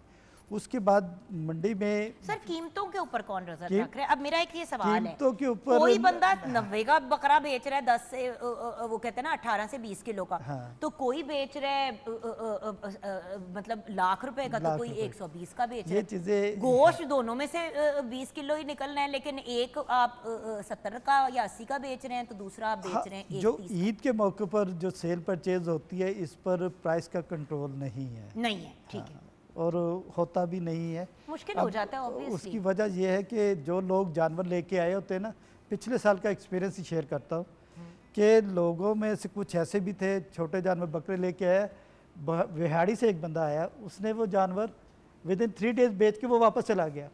कहता जी मेरे जानवर मुनासिब रेट पे बिके हैं, मैंने सारे बेच दिए हैं। बड़ा खुश किया। उसके बाद कुछ ऐसे थे जिन्होंने ईद से 3 दिन पहले तक मुनासिब रेट पे जो उनको मुनाफा मिल रहा था जानवर, उन्होंने बेच के वो फारग हो गए। उसके बाद कुछ ऐसे थे जो कि बहुत ज़्यादा रेट के मुनाफा ज़्यादा मिले, उसके चक्कर में रहे, तो आखिरी 3 दिन में बड़े जानवर का रेट डाउन हो गया। तो जब डाउन हुआ तो उनको नुकसान हुआ। नहीं, और बात यह है कि कस्टमर को भी ये सोच के जाना चाहिए कि Yes. अगर आप पहले 10 दिनों में से पहले 7 दिनों में चले जाएंगे तो आप इजी रहेंगे, हाँ। एन मौके पे जाएंगे तो फिर खज्जल होने के पॉइंट ऑफ व्यू से जाएंगे। बिल्कुल ऐसे ही है। और लास्ट टाइम जो ईद के 2 दिन थे, आखिरी दिनों में बकरे जो थे ना वो कम हो गए या उनका रेट बहुत ऊपर चला गया, बिल्कुल। और छोटा बड़ा जानवर वो बहुत ज़्यादा हो गया, उनका नीचे हो गया। तो अफजल भाई आप क्या मशवरा देंगे? आप भी अपनी फैमिली, ऑब्वियसली आपका तो अपना बिजनेस है, लेकिन आप भी जब अपनी फैमिली के लिए जानवर सेलेक्ट करते हैं तो कब करते हैं? जो करने तो पहले ही चाहिए, जब चांद नजर आए ना उसी वक्त 1-2 दिन में लेना चाहिए। ले लेना चाहिए। बाद में ऐसा होता है कि ट्रेंड हो जाता है, मार्केट का ट्रेंड होता है को बंदे जो ज़्यादा सेल हो जाए तो कीमतें बढ़ जाती हैं, जो कम हो तो कीमतें गिर जाती हैं। इसीलिए होना चाहिए कि टाइम पे ले लें, वो इक्वल रेट होता है। जो बंदा लेके आता है ना वो कहता है मैंने 50,000 या 20,000 कमाना है या 50,000 लाख रुपया लेना है, वो एक लेवल होता है। वो सिर्फ ऊपर भी नहीं, महंगा भी नहीं ले सकता, वो सस्ता भी नहीं ले सकता, वो बराबर हर बंदा बेचना चाहता है उस वक्त। एक और चीज़ है इसमें जी सर। कि पीयर प्रेशर जो है ना हमारी सोसाइटी का, वो लोगों को मजबूर करता है कि जानवर बहुत पहले ले लें। उसमें ये होता है कि बच्चे होते हैं जी, हमारे घर अभी तक जानवर नहीं है, उस घर में जानवर आ गया हमारे। कि दिखाना होता है लोगों Yes. को, तो हम अगर ऊंट है या किसी के पास गाय है तो पहले से घर के बाहर। अब मेरा इसमें प्रॉब्लम पता है क्या है भैया? देखिए यकीनन आप गाय भी लाए, ऊंट भी लाए, अब आपने एन मेरे घर के गेट के सामने उनको बांधा हुआ है। ऐसे मैं ही। वैसे एक बात कह रही हूँ, एक एग्जाम्पल दे रही हूँ। मैं यहाँ पे रहती हूँ, यहाँ पे मेरे गेट के साथ जो है वो अब किसी का गेट लगता है, उन्होंने अपने घर के बाहर जानवर बांधे हुए हैं। या अब वो जानवर मेरे भी गेट के सामने आ रहे हैं। ऐसे तो ही है। पॉइंट ये है कि बेशक टाइमली, और जिस तरह से वैसे तो आपको पूरा साल जानवर पाल के कुर्बानी की तरफ जाना चाहिए, लेकिन बिल्कुल अगर आप ऐसे ही। खरीद भी रहे हैं हाँ। तो ये भी तो सर ख्याल करना चाहिए कि जानवर अगर आपने रखा है तो दूसरे ना डिस्टर्ब हो उससे। ऐसे ही है, आप बिल्कुल ठीक बात कर रही हैं। दो प्रेशर होते हैं, एक के उनके पास कौन सा जानवर है, हम भी अपना निकाल के बाहर फिर रखें। हाँ, बाहर अच्छा, इस मुकाबले में जानवर बीमार हो जाते हैं। हो जाते हैं। फिर जानवर के हवाले से आप बात कर रही थी कि जब आके जानवर लेना है, उधर आके जानवर ले तो सब एक्टिव जानवर लेना है, खरीद करना है, उसको चला के देखें, उसके बॉडी पार्ट्स, मतलब अगला मरा हुआ तो बस हाँ। सफर मरा मोया हुआ वहाँ पे पड़ा हुआ है, हाँ। उससे अभी अपनी जगह पे नहीं हिला जा रहा, तो आपके घर जाके तो वो बिल्कुल ही खत्म हो जाएगा। ऊपर से जब ये जानवर ट्रैवलिंग करते हैं तो स्ट्रेस में आ जाते हैं, तो आखिरी जो 10 दिन होते हैं ट्रैवलिंग की वजह से इन पर स्ट्रेस होता है और ये इसको मैनेज करने की कोशिश करते हैं और उसमें हम इनको फैसिलिटेट करने की कोशिश करते हैं इंतज़ामिया में और मैं आपको बता दूं लाहौर की डिप्टी कमिश्नर एडमिनिस्ट्रेशन एसीज, उसके बाद सर पुलिस। ये बता दें ट्रैफिक का, और ट्रैफिक आप लोग कैसे मैनेज करेंगे, कंट्रोल करेंगे? और दूसरी बात शोर। देखिए मंडी में एक शोर होना कि भाई मतलब नॉर्मल जो होता है वो है, एक होता है लोगों ने लाउड स्पीकर लगाए हुए होते हैं, तो थोड़ा इस पे भी हमें गाइड हाँ, कर दें। लाउड स्पीकर जो है ना ये सेल करने वाले व्यापारी नहीं लगाते, ठीक है। ये वो वेंडर्स होते हैं जो पानी वो कह लें कि उन्होंने ठंडे पानी के बोतल्स और तो दूसरी चीज़ें रखी होती हैं, वो कुछ होते हैं, इसके अलावा लाउड स्पीकर यूज़ नहीं है। इजाजत नहीं है। नहीं। अच्छा अब ये बता दें कि ट्रैफिक को किस तरह मैनेज ट्रैफिक करेंगे, का क्योंकि प्लान हम लोग जो है तक ना- लोग अब जैसे ट्रैफिक जैम हो गई अफजल भैया, जी। तो आप लोगों का तो पूरे 4 घंटे का नुकसान हो गया अगर ट्रैफिक फंसी हुई और लोग पहुंच नहीं पा रहे। ट्रैफिक का प्लान जो है ना, सबसे पहले तो जिस जगह पर जानवर होते हैं ना उसकी मैपिंग अगर की हुई है प्रॉपर इंतज़ामिया ने, तो वहाँ तक गाड़ी की ज़रूरत नहीं होती, लोग आगे सिर्फ जाए जानवर ख़रीदें और जहाँ पर गाड़ियों की पार्किंग की जगह बनी है वहाँ पर जानवर को वो लोड करके अपने घर ले जा सकते हैं। बिल्कुल एक अफजल चीज़ भाई, है और इसमें ट्रैफिक पुलिस जो है बहुत उसका तावन रोल करती बहुत है। अहम है और वो उनका जो काम है, और लास्ट टाइम भी जो अरेंजमेंट्स थी और इस दफ़ा भी उनका रोल बहुत अहम होता है। साथ शाहपुर कांजरा है, ये उधर वहाँ पर है, तो पंजाब कैटल मार्केट कंपनी जो है इंतज़ामिया के साथ मिलकर और ट्रैफिक पुलिस के साथ मिलकर, मोटरवे पुलिस के साथ मिलकर, जो हाईवे पुलिस जो है रोड को ब्लॉकेज से बचाने के लिए हत्तल इम्कान कोशिश करती है कि जानवर सारे रोड पे ना आए, सारे अंदर हों, और इसको मैनेज किया जाता है। बिल्कुल करते हैं। रात को मैंने देखा है ना सीओ साहब खुद खड़े थे, हाँ, वो ट्रैफिक को डिवाइड कर रहे थे, आपने आगे नहीं जाना, इधर इधर टर्न करनी है, वो खुद खड़े थे उधर बिल्कुल शाहपुर कांजना में। कैटल मार्केट कंपनी जो है इसको हाँ जी। बहुत अच्छे तरीके से मैनेज करने की कोशिश कर रही है इंतज़ामिया के ताबन से। बिल्कुल सही। अच्छा एक चीज़ मैं ज़रूर आपसे अफजल भाई, हमारे व्यूअर्स के पॉइंट ऑफ व्यू से, लोग ना घर जानवर ले आते हैं और एक तो वो वैसे ही बेचारा कहीं ना कहीं से सफ़र करके आए हुए होते हैं, लाहौरी बकरे तो नहीं होते ना, वो तो पूरे पाकिस्तान से घूम के मतलब जिधर भी कैटल मार्केट लगेगी वहाँ पे मुख्तलिफ जगहों से आते हैं और यूजुअली दूर दराज से आते हैं। अब वो जानवर जब घर लेके आते हैं तो बच्चे जो हैं उनका मलीदा निकालना शुरू कर देते हैं, ऊपर चढ़ जाते हैं। मेरा सिर्फ आपसे सवाल ये है भैया, एक उस पॉइंट ऑफ व्यू से देखिए, कुर्बानी का जानवर अपनी जगह, लेकिन जानवर के साथ कैसा सलूक होना चाहिए जब आप उसको घर लेके आए? देखिए प्यार में आप छुरी भी किसी को मार सकते हैं, बच्चे आपस में खेल रहे हो, अगर उनके पास छुरी हो तो अगर बच्चा ध्यान ना करे तो छुरी भी लग सकती है। तो उसी तरह जानवर के साथ कैसे पेश आना है ये भी तो हमने ही अपने बच्चों को जी, बिल्कुल, सिखाना है। बिल्कुल। तो प्लीज़ हमें गाइड कर दें, क्योंकि कभी कभी ना डॉक्टर साहब मैं कहती हूँ देखिए कुर्बानी का जानवर बहुत मुख्तलिफ चीज़ है, बहुत कुर्बान होगा ज़िबा हो जाएगा, उसको टॉर्चर करना मुझे नहीं समझ आती। बाल कान खींच रहे हैं, चीज़ें खोब रहे हैं, ये चीज़ें भी जी हैं। अब आप क्योंकि जानवरों ऐसा है का कि जब काम है जान- आपका सर, तो हमारे व्यूअर्स को बता दें कि होता क्या है फिर। ये मसला ये है कि जब जानवर खरीदते हैं ना, जिससे भी खरीदते हैं उससे पूछना चाहिए कि आप इसको क्या खिलाते हैं, बिल्कुल ठीक है। वो क्या चारा कौन से देते हैं, क्योंकि पूरा साल उन्होंने वही चीज़ खाई हुई होती है। जब घर ले आते हैं उसको डबल रोटी देते हैं, उसको कोई और चीज़ खिलाना शुरू कर देते हैं, वो बीमार हो जाता है, वो उसकी वो स्ट्रेंथ रहती नहीं हो। वो तो जानवर पट्ठे खाने वाला जानवर है, जब बंडा वंडा खाएगा या कोई खल खाएगा तो वो डबल रोटी तो नहीं खाएगा। और सबसे ज़्यादा इशू यही आता है कि जानवर जब घर आता है ना, जब उनको हैवी डाइट कह लें किस्म की चने दे देते हैं या उसको वंडा डालते हैं ज़्यादा, तो वो उसका पेट खराब हो जाता है। और डॉक्टर साहब अक्सर डायरिया। मैंने देखा है उठा के जानवर वापस मंडी ले गए हैं कि जी वापस लो। भाई कोई आपके पास तो ठीक गया था जानवर, आपने बीमार करके उसको ले आए हैं और अपनी फनकारियों से। यस, और उसके अलावा सर अगर गाइड करें कि एक तो खाने का गाइड करें, उसके अलावा जैसे कि डॉक्टर साहब ने भी इंडिकेट किया छाँव में ज़रूर रखना चाहिए, उसको प्रॉपर जगह पानी उसको होना टाइम पानी है उसके पास रखना चाहिए, 24 घंटे। 24 घंटे रखना चाहिए। और उसको जो खुराक है वो एक टाइम पे टाइम देनी चाहिए, ये नहीं रोजाना ही इतना भरा रखा हो। हैवी नहीं सुबह दोपहर शाम दें जितना वो खाता है, हर अच्छा वक्त फिर भाई नहीं लोग देनी चाहिए। बांध देते हैं और बंदा ही छोड़ते हैं जितनी देर फिर उसका होता है, तो उसको खुला भी छोड़ना चाहिए। नहीं कोई खुला मसला नहीं नहीं, छोड़ खुला सकते। ना भी वो छोड़ें, कोई मसला नहीं, बांध के रख लें, 8-10 दिन होते हैं। जिनके कोई पास ऐसी तो प्रॉब्लम जगह है वो खुला छोड़ सकते हैं, लेकिन जो मोहल्ले में या गली में उस वक्त खुला नहीं छोड़ भाई सकते। आप बांध दे, बकरे उसके को तो बाद छोड़ फिर आप सकते, उसको बड़ा दिन में जानवर एक जो दो है ना, दफा वॉक करा दे वॉक ताकि करा वो हाँ, अपनी पकड़ टांगें के स्ट्रेच कर ले। वो वॉक जरूरी है। देखिए व्यूअर्स याद रखें, आखिरी सांस तक वो एक जानदार जानदार। चीज़ है, तो अगर लोग कहते हैं ना कि कुर्बानी का ही जानवर है, खैर है, उसकी तो ज़्यादा खिदमत करनी है, उसका तो ज़्यादा ख्याल करना है, उससे लाड करना है, उसे प्यार करना है, वो कुर्बान हो रहा है आप लोगों के लिए। सो आप एटलीस्ट, सिर्फ मेरा ये पॉइंट होता है व्यूअर्स, बच्चे शौक से, मेरे बच्चे भी खेलते हैं जाके जानवरों के साथ, लेकिन एक लिमिट में रह के। ऐसे जहाँ पे बात टॉर्चर करने पे आ जाती है वहाँ पे हम लोगों को खुद भी मना कर देना चाहिए। सजाना भी है तो एटलीस्ट जानवर को देख तो लें। जानवर बेचारा चीखे मार रहा है कि मुझे छोड़ दो, उसको चीज़ें बांध रहे हैं, कर रहे हैं। मैं तो टीवी पे सर जब इस तरह करते थे शोज़ के ऊपर तो मैं बहुत गिला करती थी कि देखिए जिस तरह इंसान इंसल्ट होता है उस तरह वो भी एक जानवर है, उसको स्क्रीन पे ला के उसका मजाक उड़ा, गलत बात है सर, और वो भी बेज़बान का। हाँ जी, जहाँ पे हम बात कुर्बानी की कर रहे हैं, लोग कहेंगे ज़िबाई होने, but understand the spirit of कुर्बानी। और इस्लाम में तो बड़े ही वो जो कहते हैं ना ह्यूमेन तरीके से कुर्बानी का हुक्म दिया गया है कि तकलीफ के मतलब फ़ौरन एक चीज़ हो जाए, तो हम उसको तड़पा तड़पा के कुर्बानी तक ना पहुँचाए तो ये भी एक अच्छी बात है। देखिए यहाँ पे जो लोग बैठे हैं वो सब जानवरों से प्यार करने वाले लोग हैं। जहाँ पे हम अपनी सुन्नत फ़राइज़ वगैरह बाकी चीज़ें पूरी करने की कोशिश करते हैं, वहाँ पे हमने इंसानियत का व्यूअर दामन नहीं छोड़ना। हैप्पी एनिमल जानवर जो है, जानवर दुनिया से जा रहा है तो खुशी से खुशी तो जाए, राइट अफजल भाई? जानवर को हैप्पी होने के लिए कौन सी चीज़ें होनी चाहिए, उसमें जिस तरह हम अपना ख्याल रखते हैं, ठीक है ना, कि हमें पानी भी मिलता है, हमें खुराक भी मिलती है, जब भी हमें हवा मिलती है, पानी मतलब गर्मी है, अगर उनको थोड़ा सा वॉश करना है वॉश कर दे, नीट एंड क्लीन कर दे, आंखें कॉटन से साफ कर दे, करना है तो भैया फिर बड़े प्यार से भी कर सकते हैं। बहुत सारे लोग हैं जो पूरा साल जानवर कुर्बानी का पालते हैं और जब वो कुर्बानी का वक्त आता है ना तो वो रोते हैं कि ये हमारा जानवर जो है ना हमने इसे मेहनत से पाला, और जानवर भी उनके साथ इतना अटैच हुआ होता है ना कि लेकिन भैया कॉन्सेप्ट तो यही है।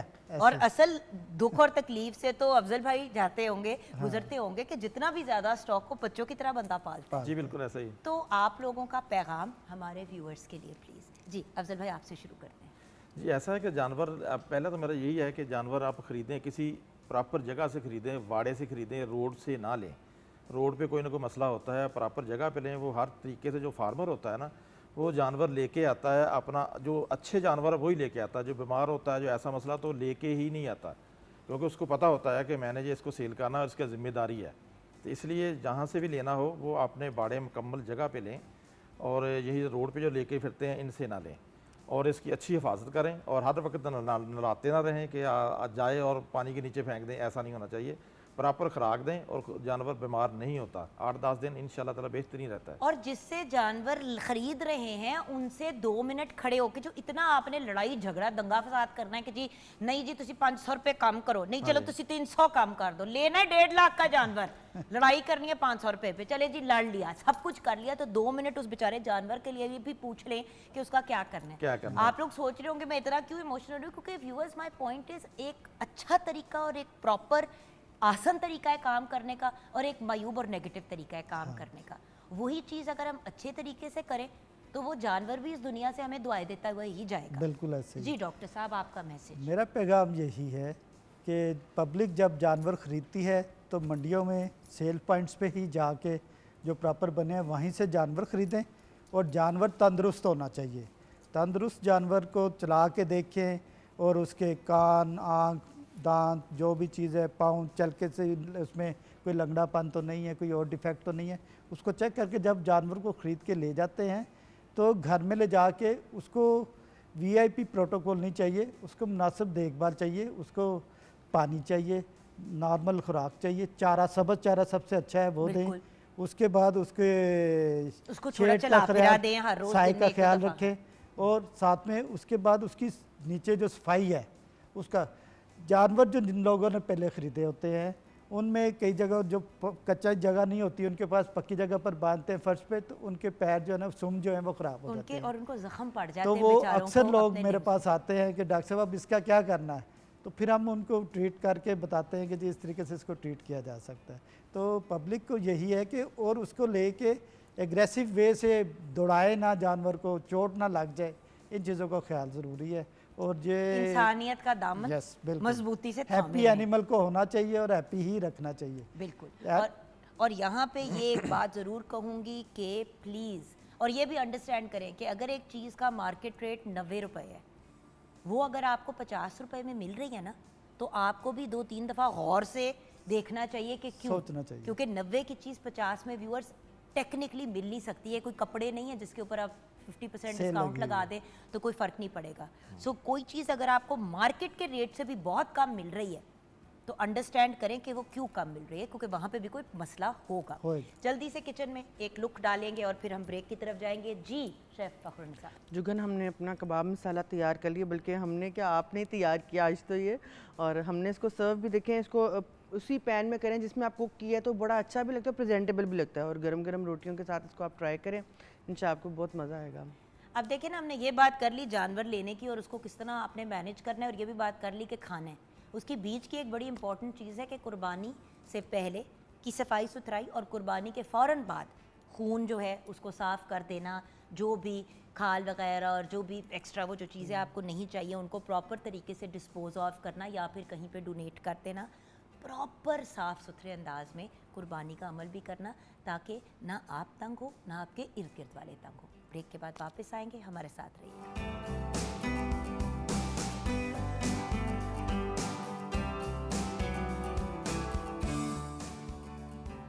Welcome back from the break viewers. अब हमें ज्वाइन किया है हमारे यूथ के एक और ब्रिलियंट रिप्रेजेंटेटिव ने।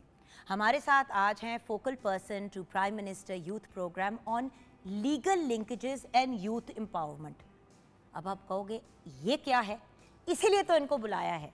असल में व्यूअर्स, हम लोग बहुत ज़्यादा अपना फोकस जो है यूथ के ऊपर अपने प्रोग्राम पे भी इसलिए लाना चाहते हैं क्योंकि प्राइम मिनिस्टर ने तो यूथ प्रोग्राम शुरू किया और उस प्रोग्राम में हज़ारों चीज़ें हैं। There are so many different aspects कि अगर हम खोलना शुरू करें तो हमारा प्रोग्राम ख़त्म हो जाएगा, मतलब ओवर द ईयर्स। लेकिन जो वेरियस डिफरेंट इनोवेटिव आइडियाज़ और चीज़ों के ऊपर जिनके ऊपर काम हो रहा है वो चीज़ें ख़त्म नहीं होंगी। सो आज भी हमने सोचा कि इसी तरह एक ब्रिलियंट इंडिविजुअल को बुलाते हैं और ये जानते हैं कि हमारे पाकिस्तान के यूथ के लिए क्या चीज़ें की जा रही हैं इनके एरिया के अंदर। तो राना जुनेद हमारे साथ हैं। अस्सलाम वालेकुम। वालेकुम अस्सलाम। कैसी हैं आप? मैं बिल्कुल ठीक हूँ बेटा। मुझे सबसे पहले तो आप ये बताओ, आप तो मुबारकबाद देना चाहूँगी for being a part, being a selected part of the prime minister's youth programme. Thank you जी। क्योंकि आप सारे यंग लोग जो इस प्रोग्राम का हिस्सा हैं, आप सारे हैंड पिक किए गए हैं। जी ऐसे। एक तो आप लोग ने अप्लाई भी किया, सारा कुछ किया, लेकिन उसके बाद जो वेटिंग प्रोसेस थी वो बड़ी स्ट्रिक्ट थी। जी ऐसी है जी। राइट। तो सबसे पहले तो मुझे यूथ का जो ये प्राइम मिनिस्टर साहब ने हमारा जो प्रोग्राम शुरू किया यूथ के लिए, इसके बारे में बताएंगे, जो जनरल अम्ब्रेला है। जनरल अम्ब्रेला ये है कि जी ये फर्स्ट टाइम इनिशिएटिव 2013 में लिया गया जी, और इसमें यूथ एम्पावरमेंट के लिए ये प्राइम मिनिस्टर साहब ने उस टाइम के ये स्टार्ट किया था प्रोग्राम, जिसमें यूथ लोन्स हैं और जिसमें ये आपके एग्रीकल्चर लोन्स हैं, फिर बेसिकली की स्किल्स देने के लिए आपकी इसमें इनिशिएटिव्स हैं। आई मीन जब प्राइम मिनिस्टर साहब सीएम साहब थे पंजाब के, तो तब उन्होंने एक लैपटॉप स्कीम शुरू की थी। बिल्कुल आप ऐसी है। सोचो कि वहाँ से जर्नी शुरू होके माशाल्लाह अब एक यूथ मतलब प्राइम मिनिस्टर्स यूथ वो डिजिटल हब भी बन चुका है। बिल्कुल ऐसे। जो एक ऐप है जी, जिसको बाय द वे व्यूअर्स आप लोग जाके डाउनलोड भी कर सकते हैं। और ज़रूरी नहीं है कि आप यूथ ही हों, आप एक पेरेंट मेरी तरह हो सकते हैं और उसमें जाके देख सकते हैं कि कौन से प्रोग्राम के Activities अंदर क्या चल रही हैं। आपका बच्चा बेहतर फिट होता है। और आप उसमें अपनी सीवीज अपलोड कर सकते हैं। आप अगर आप बेसिकली ग्रेजुएट हैं तो आप अपनी जॉब्स के लिए चीज़ें देख सकते हैं। तो ये सारी चीज़ें हैं जी, प्राइम मिनिस्टर साहब के बड़े अच्छे इनिशिएटिव्स हैं। और क्योंकि मैं लीगल लिंकेजेस और लीगल साइड को ज़्यादा देखता हूँ। हाँ, आपका डिपार्टमेंट या आपका एरिया क्या हैंडल कर? तो मैं बेसिकली जी मैं ज़्यादातर लीगल साइड्स को और लीगल लिंकेजेस और एम्पावरमेंट को ज़्यादा देखता हूँ। मिसाल के तौर पे लीगल लिंकेज क्या होता है? इसमें लीगल लिंकेजेस ऐसे हैं जी कि मिसाल के तौर पे कि आपका एक बच्चा है जिसने लोन अप्लाई किया और मेरी नज़र में कि उसका एक क्राइटेरिया है, उसके कुछ डॉक्यूमेंटेशंस हैं। अब डॉक्यूमेंटेशन उसकी साइड पे he is thinking he has done the appropriate and all perfect documentations, लेकिन आगे से डॉक्यूमेंटेशंस रिजेक्ट हो जाते हैं। तो फिर उसको लीगल साइड्स की जो हेल्प है, मेरी उसमें एक्सपीरियंस है, applications and the kind of stuff. मैं आपको एग्जैक्ट एग्जांपल देती जी हूँ। 2 मिनट के लिए सोचते हैं कि ये आपकी जो एक बुढ़ी आंटी सामने बैठी हुई है वो एक यूथ का हिस्सा है। तो जुगन जो है, जुगन की एक बिजनेस है, वो उस बिज़नेस के लिए लोन लेने के लिए आती है। जैसे कि मेरी अपनी है एक स्किन केयर है के ब्रांड, तो मैं अपनी जुगन की ब्रांड के लिए आपके पास आती हूँ लोन लेने के लिए। अच्छा, मैंने लोन के लिए अप्लाई वगैरह किया और वो लोन हो जाता है रिजेक्ट। कहने को मेरे सारे क्राइटेरिया पूरे हैं, तो रिजेक्शन पे फिर मैं क्या करूँगी? अब मिसाल के तौर अब पे मैं आपको कांटेक्ट करूंगी अपने वकील, ये नहीं मुझे समझ आ रही। आप वैसे तो हमारी डिपार्टमेंट में कांटेक्ट करेंगे, हमारे डिपार्टमेंट में इसके एक्सपर्टीज़ बैठे हैं जो आपको पूरी प्रॉपर गाइडेंस देंगी। ठीक है। अब बिकॉज कि हम लोग as a focal person to इस यूथ प्रोग्राम के लिए काम कर रहे हैं और हम यूनिवर्सिटीज़ के अंदर जा रहे हैं, हम बेसिकली जिधर भी प्राइम मिनिस्टर के हम अपने चेयरमैन का विजन लेके जा सकते हैं, हम उनको पर्सन टू पर्सन इंटरेक्ट कर रहे हैं। जो हमें जानते हैं वो हमें कांटेक्ट करते हैं, उनको जो इश्यूज आते हैं हम फिर उसके ऊपर डील करते हैं। अब मैं एग्जांपल देता हूँ, हमारे पास एक रिसेंटली मेरे पास एक बच्चा आया और उसकी एक इशू था कि जी एप्लीकेशन सर सबमिट नहीं कर पा रहे हम। तो फिर मेरा ये हुआ कि मैंने कहा कि मैं आपका ये इसमें हेल्प जितनी कर सकता हूँ कर सकते हैं। फिर हमने डिपार्टमेंट में मैंने कांटेक्ट किया, डिपार्टमेंट को बताया कि जी ये आपकी टेक्निकल इश्यूज़ आ रहे हैं जिसकी वजह से ये बच्चा अपनी CV और ये चीज़ें नहीं कर पा रहा लोन के लिए। तो फिर उन्होंने इसको हेल्प आउट किया और उसको कंप्लीट किया। तो ऐसी ये जो चीज़ें हैं, जो लीगल साइड्स हैं, उनको मैं एक्सपीरियंस रखता हूँ देखने में। तो जुनैद, अभी तक कोई ऐसा काम किया हो जिसके बारे में सोच के चेहरे पे मुस्कुराहट आती है कि यार I did that, doesn't matter कि कोई 100, 150, 500 लाख लोगों का काम हो, किसी एक का भी काम हो जाए। देखो, he who saves one life. बिल्कुल ऐसी है मेरी। अगर मैं थोड़ा सा अपना पर्सनल लाइफ का भी एक्सपीरियंस दूँ, मैं क्योंकि कुछ वक्त मेरा ओवरसीज़ में गुजरा है और मैं लंदन से मेरी एजुकेशन है, लंदन का ग्रेजुएट हूँ। और फिर मैंने जी डार्बी यूनिवर्सिटी से मैंने अपनी की हुई एजुकेशन अपना लॉ से, और फिर एंजेलिना रस्किन यूनिवर्सिटी है लंदन से, वहाँ से किया जी मैंने अपना masters in business administration. I am the first you can say young Pakistani के जिसने मार्केटिंग की थी, डिजिटल मार्केटिंग की है पाकिस्तान के लिए। So I was chosen there as well. So वो भी एक्सपीरियंस जब कभी ज़िंदगी में याद करते हैं तो अक्सर अच्छा लगता है कि यार कि वक्त गुजरा हुआ है। तो इसी चीज़ को सोचते हुए फिर यूथ के लिए यहाँ पे मैं एक सेकेंड आपको स्टॉप करूँगी। व्यूअर्स, मैं इसलिए हमेशा पूछती हूँ बैक स्टोरी, क्योंकि अगर कोई इंसान किसी पोजीशन में बैठा हुआ है तो वो क्यों बैठा हुआ है, इसीलिए मैंने उनसे उनकी तालीम का भी व्यूअर्स पूछा कि लोग अक्सर कहते हैं ना सब अपने जानने वाले बैठा, ये सबसे बड़ा गिला होता है। आपने नहीं सुना, मैं तो हर वक्त सुनती हूँ, कोई भी गवर्नमेंट आ जाए, कोई भी गवर्नमेंट आ जाए, ऐसे अपने जानने वाले ही लगाते हैं।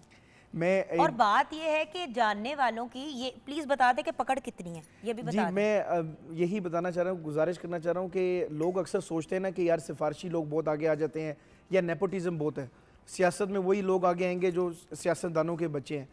हमारे में प्राइम मिनिस्टर साहब तक नहीं इस प्रोग्राम में डायरेक्टली किसी को कह सकते रखो, पूरा पेपर वर्क है। नहीं, और सब कुछ डिजिटल है, एक चीज डिजिटल है। तो ये आप नहीं लिख सकते कि मियाँ साहब का ऑर्डर था, आपको कागजी कार्रवाई पूरी करनी है और उस कागजी कार्रवाई में ही इतनी पकड़ है।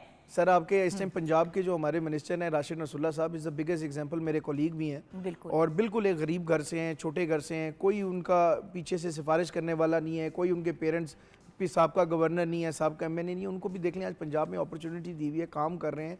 आपके गरीबों के ऊपर उन्होंने बहुत सारे रहमत कार्ड के ऊपर आजकल जो मैडम का एक इनिशिएटिव है उस पर भी काम किया है। तो ऐसे ही हमारा जो सा ये प्राइम मिनिस्टर यूथ प्रोग्राम है, तो इसमें भी कोई सिफारिश वाला चक्कर नहीं है कि गवर्नमेंट में जो जिसने काम किया है। मैंने पाकिस्तान ब्रिटिश हाई कमीशन के लिए फिर मार्केटिंग की और इस पे उन लोगों ने बहुत ज़्यादा अप्रिशिएट किया और उन्होंने मेरे काम देखा कि यार कि he is the first one जिन्होंने डिजिटल वैन्स चलाई हैं पूरे लंदन के अंदर, पाकिस्तान का सारा नाम मतलब लेके चले।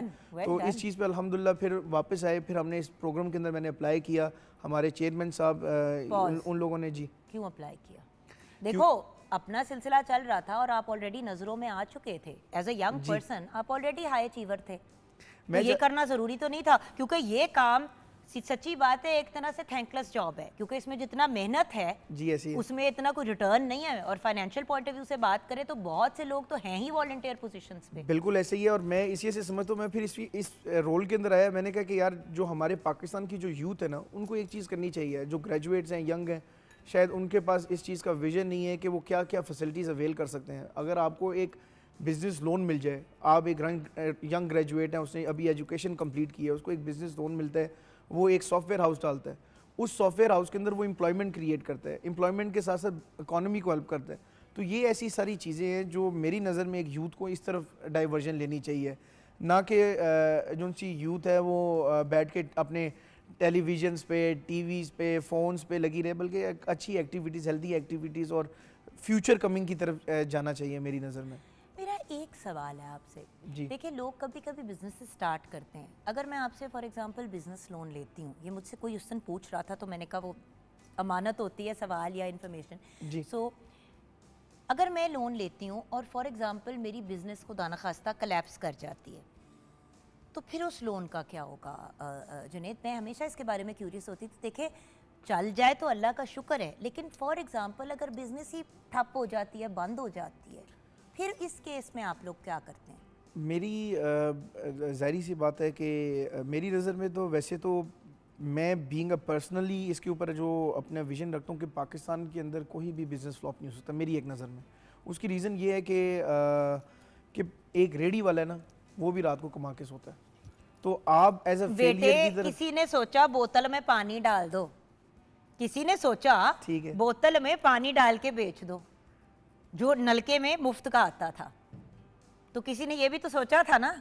और आज देखो मिनरल वाटर की बोतल कितनी अन्नावार बिकती है। लोगों के घर में फिल्टर वाला पानी भी आता हो तो वो फिर भी मिनरल वाटर की बोतल ही खरीद के लाते हैं। सो बात ये है कि बर्फ भी सोचो, अब तो बर्फ भी बिकती है, मिनरल वाटर वाली बर्फ, हर चीज तो बिक रही है। मैं यही तो, हर चीज के ऊपर मुनाफा है, प्रॉफिट है। तो मेरी नजर में नेगेटिविटी की तरफ ना जाया जाए कि यार ये लोन लेके ये लोग, कुछ लोग खा जाए, कुछ लोग शायद नहीं खा जाने की बात नहीं मैं कर रही। मिसाल के तौर पे कहता हूं, मैं जायज बात कर रही हूं। अगर एक बंदा एक्चुअली बैंकरप्ट हो जाता है, बैंकरप्ट हो जाता है, तो उसके लिए फिर ये होगा कि शायद मेरा ख्याल है कि आपको जो एनओसी है, क्लियरेंस ऑफ एनओसी नहीं मिलेगी कि आप एक डिफ़ॉल्ट के अंदर आ जाते हैं। लेकिन मैं वो डिफ़ॉल्ट की तरफ नहीं जाना चाहता। मैं इसी से ये चाहता हूँ कि आप अब जो भी, मेरा ख्याल है कि इस मुल्क के सिटीजन्स हैं या बिजनेसमैन हैं, इस लेवल पे नहीं वो एक पर जो सा स्टार्ट है वो लेके ख़त्म नहीं हो सकते हैं। तो आई बिलीव कि मेरा नहीं ख्याल कि वो इंशाल्लाह डिफ़ॉल्ट की तरफ जाएंगे, क्योंकि मैं हमेशा सपोर्ट करने वाला आदमी हूँ। मैं सोचता हूँ कि इंशाल्लाह इंसान को आगे बढ़ना चाहिए। आपको अभी तक रिटर्न्स कैसे मिले हैं? अच्छे रिजल्ट्स मिले हैं। बहुत सारी एप्लीकेशंस आई हैं जिन्होंने अप्लाई किया है, और बहुत सारे ऐसे बच्चे हैं जिनको लोन्स मिले भी हैं। एग्रीकल्चर लोन्स की तरफ अगर हम जाते हैं तो उसमें बहुत सारे ऐसे हमारे किसान हैं जिनके बच्चों ने अप्लाई किया और उनको फिर हार्वेस्टर्स मिले हैं, किन्हीं को ट्रैक्टर्स मिले हैं। तो ऐसी चीज़ें जो आपको हेल्प करेंगी। असल में बात यह है कि हमारे से सिर्फ लेने का इनिशिएटिव ये है कि आपको इंटरेस्ट कम पड़ जाता है, मार्कअप लो हो जाता है। आप बैंक्स पे जाएंगे तो यही मार्कअप्स और इंटरेस्ट बहुत है। बैंक में सिर्फ बैंकर बैठा हुआ है, इधर आपको हर एरिया से, आपका फॉर एग्जांपल आप बिजनेस स्टार्ट करते हैं, आपने लोन लेना है, आपने बिजनेस कैसे चलानी है उसके भी कोर्सेज मिलते हैं आपको।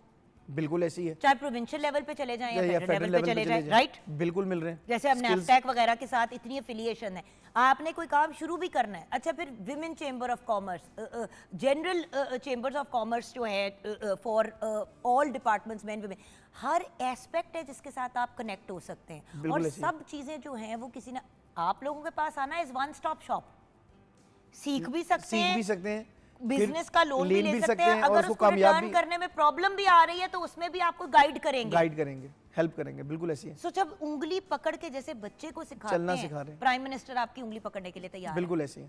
उंगली पकड़ाएं तो आप एक दफा इस चीज का स्टेप लें, इनिशिएटिव लें, आपको एंड तक जो उनसे ना डोर से बाहर तक की जर्नी हमारे साथ है। आप स्टार्ट लेते हैं, आपको बिल्कुल अप्लाई करते हैं, फिर आपके साथ टीम है जो स्किल सिखाती हैं, टीम है अगर आप गिरने जा रहे हैं तो वो टीम आपको हेल्प आउट करती है स्टैंड अप करने में, और फिर वही टीम है कि वो आपको रोशनी के दरवाजे से बाहर लेके जाते हैं। आप लोगों का सक्सेस रेट हाई रहा है जुनैद। जो लोग रेगुलरली बिजनेस पाकिस्तान में शुरू करते हैं, अक्सर एक बिजनेस शुरू खत्म हो, क्यों? हालात, सिचुएशंस, बट गाइड करने वाला कोई नहीं होता। आप लोग, बिकॉज असल में अब आप ये कहेंगे कि भाई इन लोगों को क्या फ़ायदा होगा, चले ये भी अब हमारे व्यूअर्स को समझा दें कि ये प्राइम मिनिस्टर साहब के इस एफर्ट का पीछे मकसद क्या है। पर्सनल उनको ये फ़ायदा होगा, हर बंदा कहता है ना, इकोनॉमी, पाकिस्तान की इकोनॉमी बढ़ेगी, आपका पाकिस्तान उड़ान पकड़ेगा। आज देखें ना, आज इस लेवल पे हमारा मुल्क मजबूत होना चाहिए कि जैसे हमारे हमसाए मुल्क हैं, चाइना है, तो हमारे में भी वही कैपेसिटी है, हमारे बच्चे भी ग्रेजुएट्स हैं, हमारे पास भी दुनिया की हर चीज़ है, ज़खायर हैं, हमारे पास भी हर कैपेसिटी है। तो प्राइम मिनिस्टर भी यही चाहते हैं कि यार ये जो हमारी कौम है ये एज अ नेशन उभरे और पाकिस्तान को एज अ मजबूत इकोनॉमी दे और दुनिया में हम भी आगे जाएं। और ज़ाहिरी viewers, at the end of the day अगर आप बिल्कुल ही पर्सनल लेवल पे चले जाएं तो भाई वोट तो फिर उसी को मिलता है ना जिसने मुल्क के हालात ठीक किए हुए होते हैं। सर हमने जो काम करता है, तो इसीलिए मेरा पॉइंट है, हमारा प्राइम मिनिस्टर वहाँ श्रीलंका के डिफॉल्टिया से हमें कहा जाता था कि आपको मुल्क डिफॉल्ट हो रहा है और आज देख लें किस जगह पे स्टैंड करता है। अल्लाह का शुक्र, अल्हम्दुलिल्लाह अल्हम्दुलिल्लाह। फाइनली अपने कौन से प्रोजेक्ट के बारे में मोस्ट एक्साइटेड हो अभी, जिसके ऊपर वर्किंग कर रहे हो, जो लॉन्च हो चुका है या होने वाला है? जी, मैं सबसे ज़्यादा जो एक्साइटेड हूँ वो बिज़नेस लोन के, स्मॉल बिज़नेस लोन्स के ऊपर है, जो हमारे प्रोग्राम ने लॉन्च किए हैं। और इसी पे मैं खुद भी वर्किंग कर रहा हूँ कि ताकि पर्सनली जो मेरे जानने वाले हैं, जो स्मॉल सर्कल है, स्कूल्स हैं, उनके अंदर से जब ये बच्चे हमारे ग्रेजुएट होकर निकलते हैं तो वो बिज़नेस की तरफ जाएं, इकोनॉमी हमारी स्ट्रॉन्गर हो और नौकरी देने वाले बने, मांगने वाले ना जी बने। जी जी। और हमारे यही चाहते हैं कि जी हमारी इकोनॉमी स्ट्रॉन्ग हो और हम एम्प्लॉयमेंट क्रिएशन कर सकें, ताकि कि हम खुद ना किसी के पास एम्प्लॉयमेंट के लिए जाएं, सेल्फ एम्प्लॉयड हो, कि हम लोगों को एम्प्लॉय करें। So instead of creating future followers, you are creating future leaders. इंशाल्लाह। Thank you बेटा। बहुत शुक्रिया जी। God bless you. अल्लाह आपको मज़ीद कामयाबियों से नवाजे।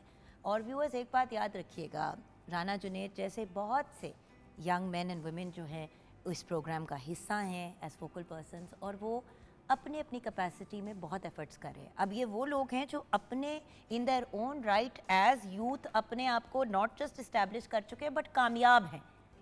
अब ये अपने कीमती वक्त में से अपनी अपनी बिजनेसेस, अपनी अपनी चीज़ों को थोड़ा सा साइडलाइन करके उन लोगों को हेल्प कर रहे हैं जिनको हेल्प और सपोर्ट की ज़रूरत है।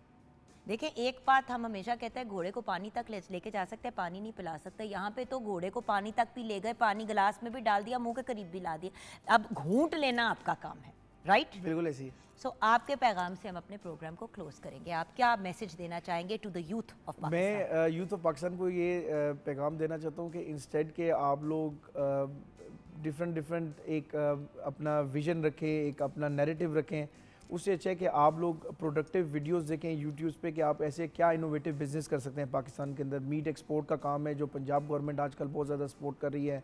फिर आपके एक्सपोर्ट में फर्नीचर आ जाता है, ये आपके घर की बेड शीट्स हैं, यहाँ से लेके आपके पर्दे तक हैं, ऐसी काम किए जा सकते हैं जो आप एक्सपोर्ट में कर सकते हैं।